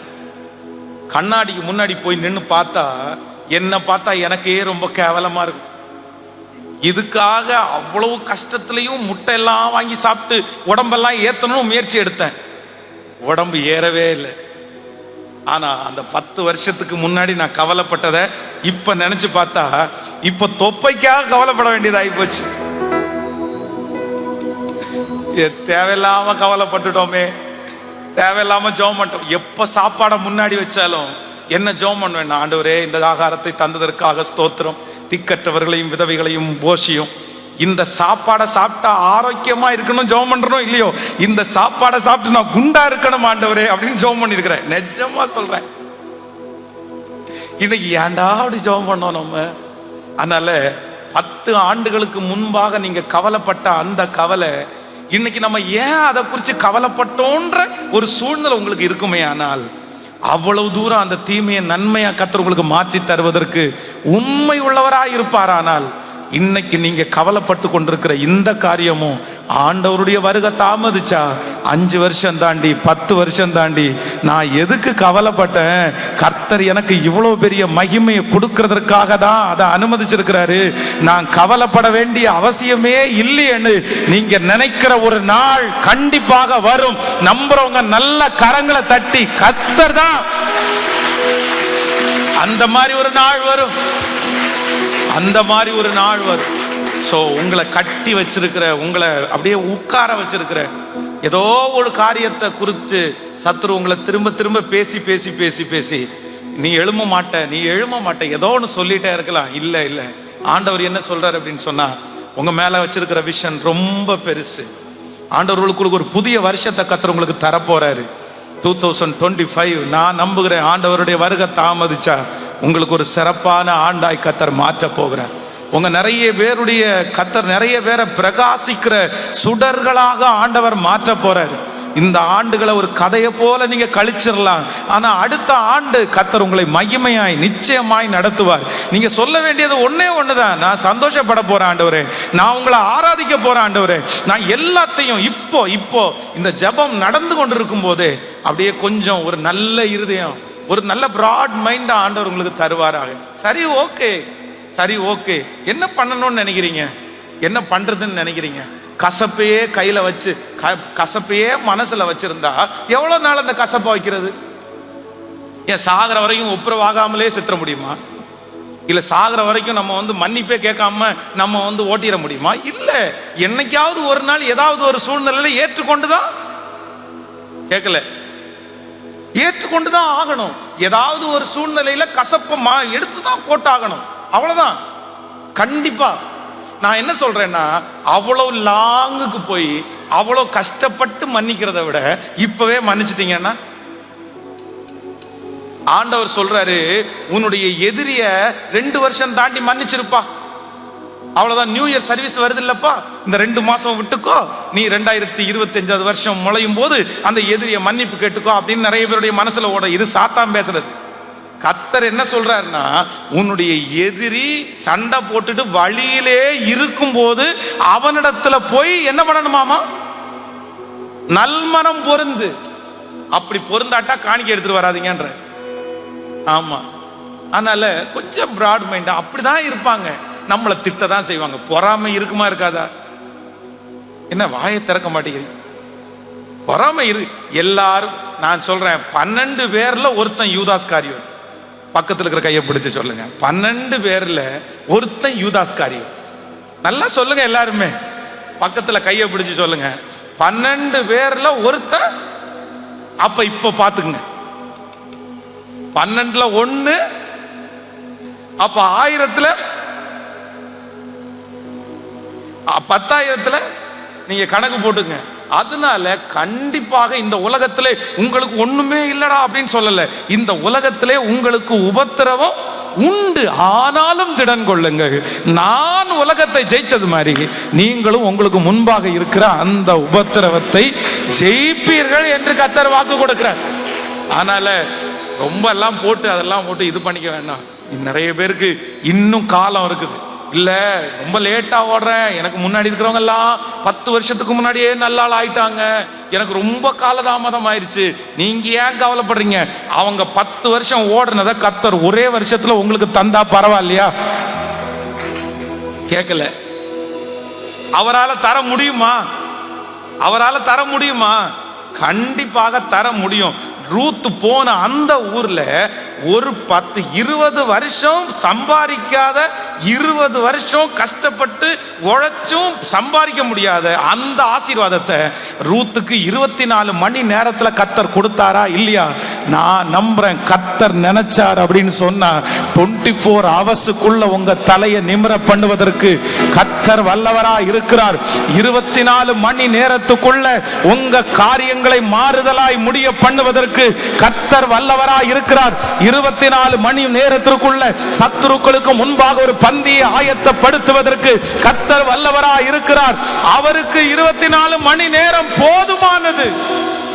அவருக்கு போதுமானது. ஒரு வார்த்தையை அவர் சொன்னா போதும். ஆமென் சொல்லுங்க. சோ இன்றைக்கு ஒரு தீர்மானத்தோட, ஒன்று, ஆண்டவரே நான் என்ன அந்தரங்கத்துல தனிப்பட்ட வாழ்க்கையை எல்லாருமே ஸ்ட்ரென்தன் பண்ணி ஆண்டவரோடுக்குள்ள இருக்கிற அந்த உறவை அப்படியே பத்திரப்படுத்துங்க. நம்பர் 2, இரண்டாவதாக யாரையுமே எனக்கு ஒருத்தர் தான் இருக்கிறார், கர்த்தர் ஒருவர் மட்டுமே. அல்லேலூயா. ஞாயிற்றுக்கிழமை ஆனா 3 குடும்பத்தோட சேர்ந்து போய் ஹோட்டல்ல போய் சாப்பிட்டு முடிச்சுட்டு அப்படியே சந்தோஷமா இருந்த உடனே அது சந்தோஷம்னு நினைச்சிடக்கூடாது. புரியுதுல்ல? அப்படி குடும்பத்துக்கு அப்படியே ஃப்ரெண்ட்ஸுக்காகவே அழிச்சு அந்த மாதிரியே ஒரு சிலருக்கெல்லாம் 10 பேர் கூட இல்லைன்னா அவங்களால வாழவே முடியாத மாதிரி 10 பேரை உட்கார வச்சு எப்பவும் அரட்டை அடிக்கணும். எப்பவுமே 3 பேர் டீ குடிச்சிட்டே இருப்பாங்க வீட்டில். வாரம் தவறாம வீட்டுக்குள்ள யாராவது ஒருத்தர் சொந்தக்காரங்க வந்துட்டே இருக்கணும். இல்லைன்னா இவங்களுக்கு தூக்கமே வராது. இப்படி இருந்தா என்ன பண்ணுவீங்க நீங்க சொல்லுங்க? என்ன சாதிக்க முடியும்? ஆமா, டீ கொடுத்து சோறு கொடுத்து இருக்க வேண்டியதுதான், சமையல்ல இருக்க வேண்டியதுதான். இல்ல, அப்படியெல்லாம் இருக்காதீங்க. நான் திரும்ப சொல்றேன், யாரை நீங்க ரொம்ப திருப்திப்படுத்தணும்னு நினைக்கிறீங்களோ அவங்க தான் நமக்கு மனசுக்கு கடைசியில் நம்மளை ரொம்ப வருத்தப்படுத்துவாங்க. நம்புறீங்களா இல்லையா? யாருக்கும் செய்ய வேண்டாம்னு சொல்லல. அதுக்காக உங்க வாழ்க்கை நீங்க என்ன பண்ணாதீங்க. அப்புறம் நாளைக்கு வருத்தப்பட்டு ஐயோ இவன் என்னை கைவிடுவான்னு நினைக்கவே இல்லை, இவன் இப்படி மாறுவான்னு நினைக்கவே இல்லை. கர்த்தர் தான் ஃபர்ஸ்டே சொன்னாரு, கண்டிப்பா அவன் மாறத்தான். நாசியிலே சுவாசம் இருக்கிற மனுஷனை நம்புவதை பார்க்கலும் கர்த்தர் பேரிலே பற்றுதலாய் இருப்பதே நலம். அதனால மாறாதவர் யார் அப்படின்னா அவர் ஒருவர் மட்டுமே. இந்த பலிபீடத்திலிருந்து உங்க எல்லாரையும் மனதார நான் ஆசீர்வதிக்கிறேன். ஸோ கொஞ்ச நேரம் உங்களோட சேர்ந்து ஆராதிக்கிறதுக்கு, கர்த்தருடைய வார்த்தையை கொடுக்கறதுக்கு ஆண்டவர் ரொம்ப கிருபை பாராட்டினார். உங்களுக்காக இப்போ எல்லாருக்காக நான் ஜெபிக்க போகிறேன். தனிப்பட்ட விதத்தில் உங்களுக்காக ஜெபிக்க முடியாது. உடனே நான் ஊருக்கு வண்டியில் போகிறது இருக்கிறதுனால சீக்கிரமாக புக் பண்ணிட்டதுனால உடனே கிளம்பணும். நான் உங்களுக்காக ஜெபம் பண்ணுறேன். இந்த டீமை கர்த்தர் ஆசீர்வதிப்பார். நிறைய ஆண்டவருக்காக ஊழியம் செய்யுங்க. மனசை ரொம்ப ஃப்ரெஷ்ஷாக வச்சுக்குங்க. எது நடந்ததோ, இதுக்கு முன்பாக நடந்த எல்லா காரியத்தையும் கர்த்தர் உங்களுக்கு நன்மையாய் கண்டிப்பாக மாற பண்ணுவார். கண்ணீரோடு விதைத்த நீங்கள் கண்டிப்பாய் கம்பீரத்தோடு நீங்கள் அறுப்பீர்கள். இன்னைக்கு நீங்க அள்ளி தூவும் விதையை சுமந்து கொண்டு போகும்போது உங்க தலை மேல இருக்கிற விதை அப்படியே அழுதுட்டே போகுது. நீங்க அழுதுட்டே வேலைக்கு போறீங்க, அழுதுட்டே அந்த காரியத்தை செய்றீங்க. ஆனா கர்த்தர் சொல்றாரு, ஒரு நாள் நீங்கள் கம்பீரத்தோட வருகிற ஒரு நாளை கண்டிப்பாக நான் வச்சிருக்கிறேன். இன்றைக்கு இந்த ஜெபம் ஆரம்பிக்கும் போது ஆண்டவர் திரும்ப என் மனசுல பேசினது, அவர்கள் கண்களுக்கு முன்பாக உன்னை நான் மேன்மைப்படுத்துவேன். அவர்கள் கண்களுக்கு முன்பாக, எவர்கள் கண்களுக்கு முன்பாக அற்பமாய் நினைக்கப்படுகிறீர்களோ, எவர்கள் கண்களுக்கு முன்பாக நான் விழுந்துருவேன் நினைக்கிறீங்களோ, எவர்கள் கண்களுக்கு முன்பாக தள்ளப்படுகிறீர்களோ, கர்த்தர் இன்றைக்கு தீர்க்க தரிசனமாய் வாக்கு கொடுக்கிறார். இல்ல, அவர்கள் கண்ணுக்கு முன்னாடி உங்களை நான் ஆசீர்வதிப்பேன். அவர்கள் கண்களுக்கு முன்னாடி உங்க சின்ன பிள்ளைய கர்த்தர் ஆசீர்வதிப்பார். அவர்கள் கண்களுக்கு முன்பாக கர்த்தர் அந்த பிள்ளையோட கர்த்தர் இருக்கிறார் என்கிறதை கர்த்தர் நிரூபிப்பாராக. நம்புறவங்க நல்ல கரங்களை மேல தட்டி ஆமென் சத்தத்தை உயர்த்தி, இது நடக்க போகிறது, இது நடக்க போகிறது. உன் சத்துருக்களுக்கு முன்பாக உனக்கு ஒரு பந்தியை ஆயத்தப்படுத்தி உன் தலையை எண்ணெயினால் அபிஷேகம் பண்ணி பாத்திரத்தை நிரம்பி வழிகிற கர்த்தர் நமக்கு முன்னே கடந்து போகிறார். ஹல்லேலூயா. இப்ப கைய மேல உயர்த்தி நம்புங்க ஆண்டவரே. எல்லாரும் சொல்லுங்க, நம்புங்க. நன்றி அப்பா, நன்றி நன்றி ஆண்டவரே, நன்றி நன்றி நன்றி. நம்புங்கப்பா, என்ன ஆராதிப்பே உம்மை. சொல்லுங்க சத்தமா, நம்புங்க ஆண்டவரே, நம்புங்கப்பா. என்ன ஆராதிப்பே உம்மை. உங்க பிள்ளனா, உங்க பிள்ளனா, முழு பலத்தோடு உங்க பிள்ளனா, உங்க பிள்ளனா. நானும் பார்க்கணும், நானும் பார்க்கணும், சத்தம் கேட்கணும். நீங்க ஆற்றணும், தேற்றணும், காயம் கட்டணும். பெரும் சேனை கூட்டம் ஒன்றை முன் நிறுத்தணும். பெரும் சேனை கூட்டம் ஒன்றை முன் நிறுத்தணும். நம்புங்கப்பா. என்ன ஆராதிப்பே உம்மை. கையை உயர்த்தி அப்படியே ஜெபம் பண்ணிட்டே இருங்க. என்ன நம்புங்க ஆண்டவரே, என்ன நம்புங்க ஆண்டவரே. ஆண்டவர் உங்களை நம்பின உடனே சகலமும் உங்களை தேடி வரும். கர்த்தர் உங்களை நம்பினா மட்டும் போதும். கைகளை உயர்த்தி சொல்லிட்டே இருங்க, ஆண்டவரே நான் நம்புங்க ஆண்டவரே, நம்புங்க ஆண்டவரே, நம்புங்க ஆண்டவரே, நம்புங்க ஆண்டவரே, நம்புங்க நம்புங்க நம்புங்க நம்புங்கப்பா, நம்புங்க. ஓ நீர் மாத்திரம் போதும், நீர் மாத்திரம் போதும், நீர் மாத்திரம் போதும் எனக்கு. நீர் மாத்திரம் போதும், நீர் மாத்திரம் போதும், நீர் மாத்திரம் போதும் எனக்கு. சத்தமா நீர் மாத்திரம் போதும், நீர் மாத்திரம். உங்களை பெஸ்ட் சவுண்ட கத்தருக்கு. எஸ், நிறைவானது வரும்போது குறைவானது ஒரு விசை கூட நீர் மாத்திரம் போதும்.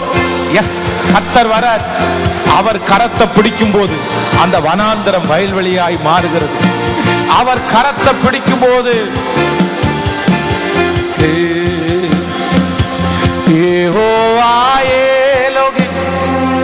சிருஷ்டிப்பின் தேவன் வார்த்தையால் உருவாக்கி நீ. யெகோவா பரிசுத்த உன்னத நீரே, உம்மை போல் ஒரு தேவனில்லை. என் வாழ்நாள் முழுதும் உமக்காக வாழ்வே. நீரே நீரே என்றென்றும் போதும். இப்ப நீர் மாத்திரம் போதும், நீர் மாத்திரம் போதும், நீர் மாத்திரம். ஆமாப்பா ஆமாப்பா ஆமாப்பா ஆமாப்பா. எங்களை தைரியப்படுத்துகிறவர் நீர், எங்களை தட்டி கொடுக்கிறவர் நீர்தான், எங்களை மகிமையாய் நடத்துகிறவர் நீர்தான். நீங்க நீங்க எனக்கு. எல்லாரும் அப்படி எழுப்பி நின்று 119வது சங்கீதம் 49வது வசனத்திலிருந்து 56வது வசனம் வரைக்கும் சத்தமாய் வாசித்து உங்க எல்லாருக்காக நான் ஜெபிக்க ஆசைப்படுகிறேன். 119வது சங்கீதத்திலே 49வது வசனத்திலிருந்து 56வது வசனம் வரை 746வது பேஜ் நம்பர் 746. நீர் என்னை நம்ப பண்ணின வசனத்தை உமது அடியனுக்காக நினைத்தல். சத்தமாய் வாசிக்கலாம். அதுவே என் சிறுமையில் எனக்கு ஆறுதல், உம்முடைய வாக்கு என்னை உயிர்ப்பி. அகத்தைக்காரர் என்னை மிகவும் பரியாசம் பண்ணி நான் உமது வேதத்தை விட்டு விலங்கினது. கர்த்தாவே, ஆதி முதலான உமது நியாய தீர்ப்புகளை நான் நினைத்து என்னை தேற்றுகிறேன். உமது வேதத்தை விட்டு விலகிற துன்மார்க்கர் நிமித்தம் நடுக்கம் என்னை பிடித்தது. நான் பரதேசியாய் தங்கும் வீட்டிலே உமது பிரமாணங்கள் எனக்கு கீதங்களாயின. கர்த்தாவே, ராக்காலத்தில் உமது நாமத்தை நினைத்து உமது வேதத்தை கை கொள்ளுகிறேன். நான் உமது கட்டளைகளை கை கொண்டபடியால் இது எனக்கு கிடைத்தது. ஆமேன். கர்த்தாவே, நான் உமது கட்டளைகளை கை கொள்ளுனபடியினால் இது எனக்கு கிடைத்தது. இது எனக்கு கிடைத்தது. அதனால வேற எதுலையுமே ரொம்ப கான்சன்ட்ரேட் பண்ண வேண்டாம். ஆமேன். அவரிடத்துல கிடைக்காத அற்புதம்னு ஒன்றும் இல்லை, அவர் கொடுக்காத ஆசீர்வாதம்னு ஒன்றும் இல்லை. ஒதுக்கிறீங்களா இல்லையா? உங்க மனசை ரொம்ப போட்டு உழைச்சிக்காதீங்க, ரொம்ப யோசிக்காதீங்க, இருதயத்தை கசக்காதீங்க. அப்படியே ரொம்ப ஃப்ரீயா, ரொம்ப ஃப்ரீயா எல்லா கவலையும் அவர் மேல வச்சுட்டு, எல்லா கவலையும் அவர் மேல வச்சுட்டு. ஏன்னா இதுவும் ஒரு வெள்ளைத்தாள் மாதிரி தான். இதுவும் ஒரு வெள்ளைத்தாள் மாதிரி தான். என்னுடைய சாட்சியை நிறைய பேர் நீங்க கேட்டிருப்பீங்க. நீ உண்மையிலேயே எங்கேயோ இருந்து, ஒண்ணுமில்லாத இடத்துல இருந்து, எந்த பின்னணியும் இல்லாம இருந்து, ஆனா ஆண்டவர் ரொம்ப நல்லவர்ன்றத என் வாழ்க்கையில ரொம்ப நிரூபிச்சேன். இவனையும் கொண்டு வர முடியுமான்றதுக்கு சாட்சி வேற யாரும் கிடையாது. உண்மையிலே நான் தான் சாட்சி. இன்னொருத்தருடைய வீட்டுல, விருப்பம் இல்லாத வீட்டுல போய் தங்கி இருப்பது எவ்வளவு கொடுமைன்னு எனக்கு தெரியும். இந்த அம்மா அப்பா எல்லாம் பிள்ளைகளை கொண்டு சொந்தக்காரங்க வீட்டுல விடுறாங்கல்ல, சில பிள்ளைகளை சொந்தக்காரங்க வீட்டுல விடும்போது அந்த பிள்ளைகளுக்கு விருப்பமானு கண்டிப்பா நீங்க கேட்கணும். விருப்பம் இல்லாத வீட்டுல வளர்றது, விருப்பம் இல்லாத வீட்டுல தங்குறது அப்படின்றது ரொம்ப கொடுமை, ரொம்ப கொடுமை. அவ்வளவு மனசு கஷ்டம். ஆனா அதுவும் சின்ன வயசுல இருக்கும்போது கூட பெருசா தெரியாது. அவங்க நம்மளுக்கு ரியாக்ட் பண்றது பெருசா தெரியாது. அந்த மாதிரி கொஞ்சம் வாலிப வயசுல போய் இன்னொருத்தருடைய வீட்டுல போய் ஒரு அனாதையை போல இருக்கிறது என்கிறது எவ்வளவு வருத்தத்துக்குரிய விஷயம் தெரியுமா? அந்த மாதிரி இருந்திருக்கிறேன். ஊழியத்திற்கு நல்ல நல்ல ஊழியம் செய்து வாலிப பையன் ஆனதுக்கு பிற்பாடு வீட்டுல அவங்க நல்லா பார்த்துக்கிட்டாங்க. ஆனா அந்த 9 மாதமும் ஒவ்வொரு நாளும் இன்னொருத்தருடைய வீட்டுல நம்ம இருக்கிறோமே, இன்னொருத்தருடைய வீட்டுல நம்ம பாரமா இருக்கிறோமே, நமக்கு அம்மா இல்லையா, நமக்கு அப்பா இல்லையா, நம்மளை பார்த்துக்கிறதுக்கு யாருமே இல்லையா, எவ்வளவு கொடுமை தெரியுமா? ஆனா உண்மையிலே நான் நம்புறேன், அந்த தீமையெல்லாம் ஆண்டவர் இன்னைக்கு எப்படி மாத்தி இருக்கிறாருன்னா நன்மையாய் மாற்றி இருக்கிறார். அதனால ஆண்டவர் உங்களோட இருக்கிறார். அவர் பார்க்கிறாரா? அவர் பார்க்கிறாரா? அவர் பார்த்தா ஏன் இப்படி எல்லாம் நடக்குதுன்னு நீங்க நினைக்க வேண்டாம். அவர் பார்த்துட்டு தான் இருக்கிறாரு. அவர் நம்மை காண்கிற தேவன். அவர் நம்மை காண்கிற தேவன். சில சூழ்நிலைகளை ஆண்டவர் எடுத்து போடலையா, அதை குறித்து திரும்ப திரும்ப போராடிட்டே இருக்காதீங்க. அதை குறித்து வருத்தப்பட்டு உங்களுடைய ஃபியூச்சரை, உங்களுடைய ஊழியத்தை, உங்களுடைய நாட்களை வீணடிக்காதீங்க. அதை தாங்கக்கூடிய பலத்தை மட்டும் கர்த்தரிடத்துல கேளுங்க. கண்டிப்பாக நம்புறேன், அந்த வேதனை, அந்த வலி நிறைய பேருக்கு சாட்சியா வெளிப்படும். நிறைய ஜனங்களை சந்திக்கிறதுக்கு அது உருவாகும். அதனால எல்லாத்தையும் மறந்து இனி இருக்கிற இந்த 2 months, 2 மாதங்கள், எந்த மாதம்னா ப்ரிப்ரேஷன்.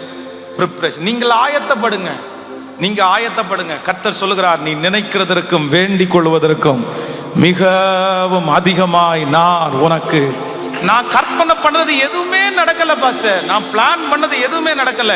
நான் திட்டம் போட்டது எதுவுமே நடக்கல. நான் நம்புறேன், நீங்க திட்டம் போட்டது, நீங்க பிளான் பண்ணது, உங்களை வச்சு, உங்க சூழ்நிலையை வச்சு தான் திட்டம் போட்டீங்க, உங்களை வச்சு தான் பிளான் பண்ணீங்க.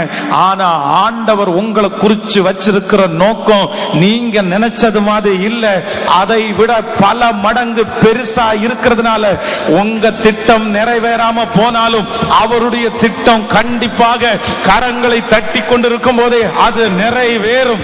அது நிறைவேறுகிற காலம் வரும். அது ரொம்ப பெருசா இருக்கும்.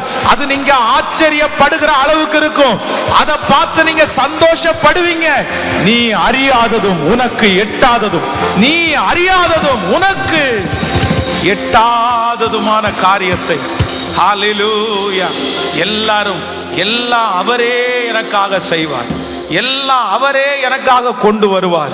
எனக்கானதை அவர் செய்து முடிக்கிறதுக்கு வல்லவராயிருக்கிறார். கர்த்தர் எனக்காக யாவையும், சொல்லுங்க, ஒரு 10 டைம் கையை உயர்த்தி சொல்லுங்க, கர்த்தர் எனக்காக யாவையும் யாவையும், சத்தத்தை உயர்த்தி கர்த்தர் எனக்காக யாவையும் செய்து முடிப்பார்.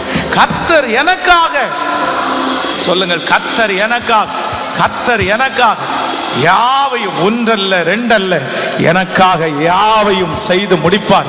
எல்லாவற்றையும் செய்ய அவருக்கு பலன் உண்டு. எல்லாவற்றையும் அவர் செய்து முடிக்கிற கர்த்தர் இருக்கிறார். அவர் செய்ய நினைத்தது ஒன்றும் தடைபடாது. தேவரீர் நீர் சகலத்தையும் செய்ய வல்லவர். செய்ய நினைத்தது தடைபடாது. உங்களுடைய வீட்டிலே ஆமேன் களிப்பின் சத்தம் கேட்பதாக, சந்தோஷ சத்தம் கேட்பதாக, ஆடல் பாடல் சத்தம் உங்களுடைய வீட்டிலே கேட்கும். ஆமேன் ஆமேன். குழந்தை சத்தம் உங்களுடைய வீட்டிலே கேட்கும். உங்கள் பிள்ளைகளுக்கு ராஜா வீட்டு கல்யாணம் போல திருமணங்கள் நடப்பதாக. நீங்கள் வலதுபுறத்திலும் இடதுபுறத்திலும் இடம் கொண்டு பெறுவீர்களாக. உச்சம் தலை முதல் உள்ளம் கால் வரை வியாதி இல்லாத ஒரு கிருபையை கர்த்தர் தருவாராக. நன்றி ஆண்டவரே. உடைய பிள்ளைகளை மனதார நான் ஆசீர்வதிக்கிறேன். மனதார நான் ஆசீர்வதிக்கிறேன். இன்றைக்கு சொன்ன அத்தனை நல்வார்த்தைகளும் எங்கள் பிள்ளைகள் தலையின் மேல் ஆம் என்றும் ஆமேன் என்றும், கர்த்தாவே உமது கட்டளைகளை கை கொண்டபடியினால் இது எனக்கு கிடைத்தது. கர்த்தாவே உம்முடைய கட்டளைகளை கை கொள்ளுகிறதுனால் இது எனக்கு கிடைத்தது. உங்க வருகை தாமதிக்கும்னா புது வருஷத்துல எங்க பிள்ளைங்க சாட்சி சொல்லும் போது, எழுப்பி நிற்கும் போது, நான் கர்த்தரை தேடினதினால் இது எனக்கு கிடைத்தது, நான் அவரோடு வாழ்ந்ததினால் இது எனக்கு கிடைத்தது என்று அநேகருக்கு முன்பாக சாட்சியாய் எங்கள் பிள்ளைகளை நிறுத்த போகிறதற்காக நன்றி. போது ஆண்டவரே. எலியா சோர்ந்து போய் சூறை செடியில படுத்து கிடக்கும் போது, இதுக்கு மேல எனக்கு ஓடுறதுக்கு பலனே இல்லை ஏசப்பா, போதும் ஏசப்பா, நான் எல்லாத்தையுமே செஞ்சுட்டேன். ஆனா இவ்வளவு தூரம் எல்லாத்தையும் செஞ்சோம், எனக்கு ஒரு திருப்தியும் இல்லை. ஆனா அவனை பார்த்து தட்டி கொடுத்து, நீ ஏன்டா சோர்ந்து போற, நீ ஏன் மனசை தளர விடுற, உன்னை நான் அழைச்சது காலாட்களோட ஓட அல்ல, உன்னை நான் அழைச்சது குதிரையோட ஓட நான் உன்னை அழைச்சிருக்கேன். நீ போக வேண்டிய தூரம் வெகு தூரம், நீ பண்ண வேண்டிய பிரயாணம் இன்னும் நிறைய இருக்குது. என்னமோ தெரியல, இந்த கடைசி நேரத்துல இந்த சத்தத்தை கர்த்தர் யாரோ ஒருத்தருக்கு சொல்றாரு. உங்க கையை பிடிச்சு சொல்றாரு, மகளே உன் ஓட்ட முடியல, மகனே உன் ஓட்ட முடியல, இல்ல நீ எழும்பு, தூசியை உதறி விட்டு எழும்பு. நீ போக வேண்டிய தூரம் வெகு தூரம், நீ பண்ண வேண்டிய பிரயாணம் இன்னும் நிறைய இருக்குது. உன்னை கொண்டு நான் ராஜ்யங்களை அசைக்க போறேன், உன்னை கொண்டு பெரிய பெரிய காரியத்தை செய்ய போறேன். நீ என்னுடைய கரத்திலே இருக்கிற, ஓ ஹalleluya, நாடேற்றுவதற்கு காத்திருக்கிற பெரிய அம்பு, உன்னை கொண்டு எதிரியினுடைய பாளையத்தை நான் தவிடுபொடியாக்குவேன். எஸ், அதுக்காக தான் உன்னை உருவாக்குறேன், அதுக்காக தான் இந்த கஷ்டத்தை உனக்கு கொடுத்தேன். உன்னை பயன்படுத்துகிற இந்த காலத்துல நீ எதுக்கு சோர்ந்து போகணும்? நீ போக வேண்டிய தூரம் வெகு தூரம், நீ போக வேண்டிய தூரம் வெகு தூரம். வாலிப தம்பி தங்கச்சி பிள்ளைகளுக்கு ஆக ஜெபிக்கிறான், உங்களோட நெருக்கமா நடக்கட்டும் ஆண்டவர். இந்த உலகம் எந்த விதத்துல என் பிள்ளைகளை கஷ்டப்படுத்தவே கூடாது. இப்போ இந்த குடும்ப ஆசீர்வாத ஜெபத்துல எந்த ஜெப குறிப்பு மனசுல இருக்குதோ, ஆம் என்றும் ஆமேன் என்றும் பதில் தாங்க. உங்களுக்கு சித்தமானவங்க வருகை தாமதிக்கும்னா, இந்த வருஷத்தினுடைய அந்த கடைசி நாள் நியூ இயர் சர்வீஸுக்குள்ள காலடி எடுத்து வைக்கும் போது, எங்க பிள்ளைங்க நிறைய பேர் சொல்லிக்கிறதுக்கு ஒரு சாட்சியுமே எனக்கு இல்லையே. ஸ்பெஷலா சொல்லிக்கிறதுக்கு இந்த இயர் எனக்கு என்ன சாட்சி இருக்குது? ஆனா ஆண்டவரே ஆரம்பம் அற்பமா இருந்தாலும் முடிவு சம்பூரணமா இருக்கும்னு சொன்ன கர்த்தர் புதிய வருஷத்துக்குள்ள காலடி எடுத்து வைக்கிறதுக்கு, என் பிள்ளைங்க ஸ்பெஷலா சொல்றதற்கு ஒரு 3 சாட்சியாவது கர்த்தர் அந்த அற்புதத்தை செஞ்சு எங்க பிள்ளைகள் அதை சாட்சியோட தான் காலடி எடுத்து வைக்கணும். இதற்கு கிருபை பாராட்டுகிறதற்காக என்னுடைய ஸ்தல போதகர் ஐயாவுக்காக, பாஸ்டர் அம்மாவுக்காக, மகனுக்காக அவங்களை 1000 மடங்கு நாங்க ஆசீர்வதித்து ஜெபிக்கிறோம். இப்படிப்பட்ட பரிசுத்தவான்களை எங்க தேசத்துல தந்ததற்காக நன்றி அப்பா, நன்றிப்பா, நன்றிப்பா, நன்றிப்பா. இந்த கூட்டத்தை பின்னாடி இருந்து ராத்திரி பகலா உழைச்சு எங்க பிள்ளைங்க எல்லாரும் சேர்ந்து செஞ்சிருக்காங்க. அவங்கள 1000 அவங்க நல்லா இருக்கட்டும் ஆண்டவரே. இதற்கு பிறகு இந்த ஊழியம் பல மடங்கு வளரட்டும். இது ஒரு விதை. அந்த விதையை நீங்க இந்த இடத்துல இன்னைக்கு நட்டு இருக்கிறீங்க. இந்த விதை இது வெற்றி தான், அற்பமான ஆரம்பம் இல்லை. இந்த ஆரம்பமே இவ்வளவு சம்பூரணமா இருக்கும்னா இதனுடைய முடிவு இதை விட பல மடங்கு சம்பூரணமா இருக்கிறதுக்கு உங்க வருகை வரைக்கும் இந்த ஊழியம் தொடர்வதற்கு இப்பொழுது அந்த டீம்ல இருக்கிற ஒவ்வொரு பிள்ளைகளையும் கர்த்தர் பலப்படுத்துவீராக. உங்க பாதத்தை முத்தம் செய்கிறோம். இயேசுவின் மூலம் ஜெபம் எடுக்கிறோம் நல்ல பிதாவே. ஆமென், ஆமென், ஆமென். God bless you. ஆண்டவர் உங்களை ஆசீர்வதிப்பார். ரொம்ப சந்தோஷம். உங்களுக்காக நான் தொடர்ந்து ஜெபம் பண்றேன். ஆண்டவர் உங்களை காக்க கடவார். ஸோ ஆண்டவரை உறுதியாய் பிடித்து கொள்ளுங்கள். அவர் தான் நமக்கு எல்லாருக்கும் ஒரு பெரிய லீடர். எல்லாரும் இடையில போயிடுவாங்க, ஆனா கர்த்தர் மட்டும் உங்களை விட்டு விலகவும் மாட்டார், உங்களை கைவிடவும் மாட்டார். உலகத்துல ஒரு பழமொழி சொல்லுவாங்க, வீடு வரை உறவு, வீதி வரை மனைவி, காடு வரை பிள்ளை, கடைசி வரை யாரோ அப்படின்னு சொல்லுவாங்க. ஆனா நான் சொல்றேன், வீடு வரை உறவு, வீதி வரை மனைவி, காடு வரை பிள்ளை, கடைசி வரைக்கும் கர்த்தர். அவர் சொல்லுகிறார், இதோ உலகத்தின் முடிவு பரியந்தம் சகல நாட்களிலும் நான் உன்னோடு கூட. எத்தனை பேர் உங்களை விட்டு போனாலும் கர்த்தர் மட்டும் உங்களை விட்டு விலகவும் மாட்டார், உங்களை கைவிடவும் மாட்டார்.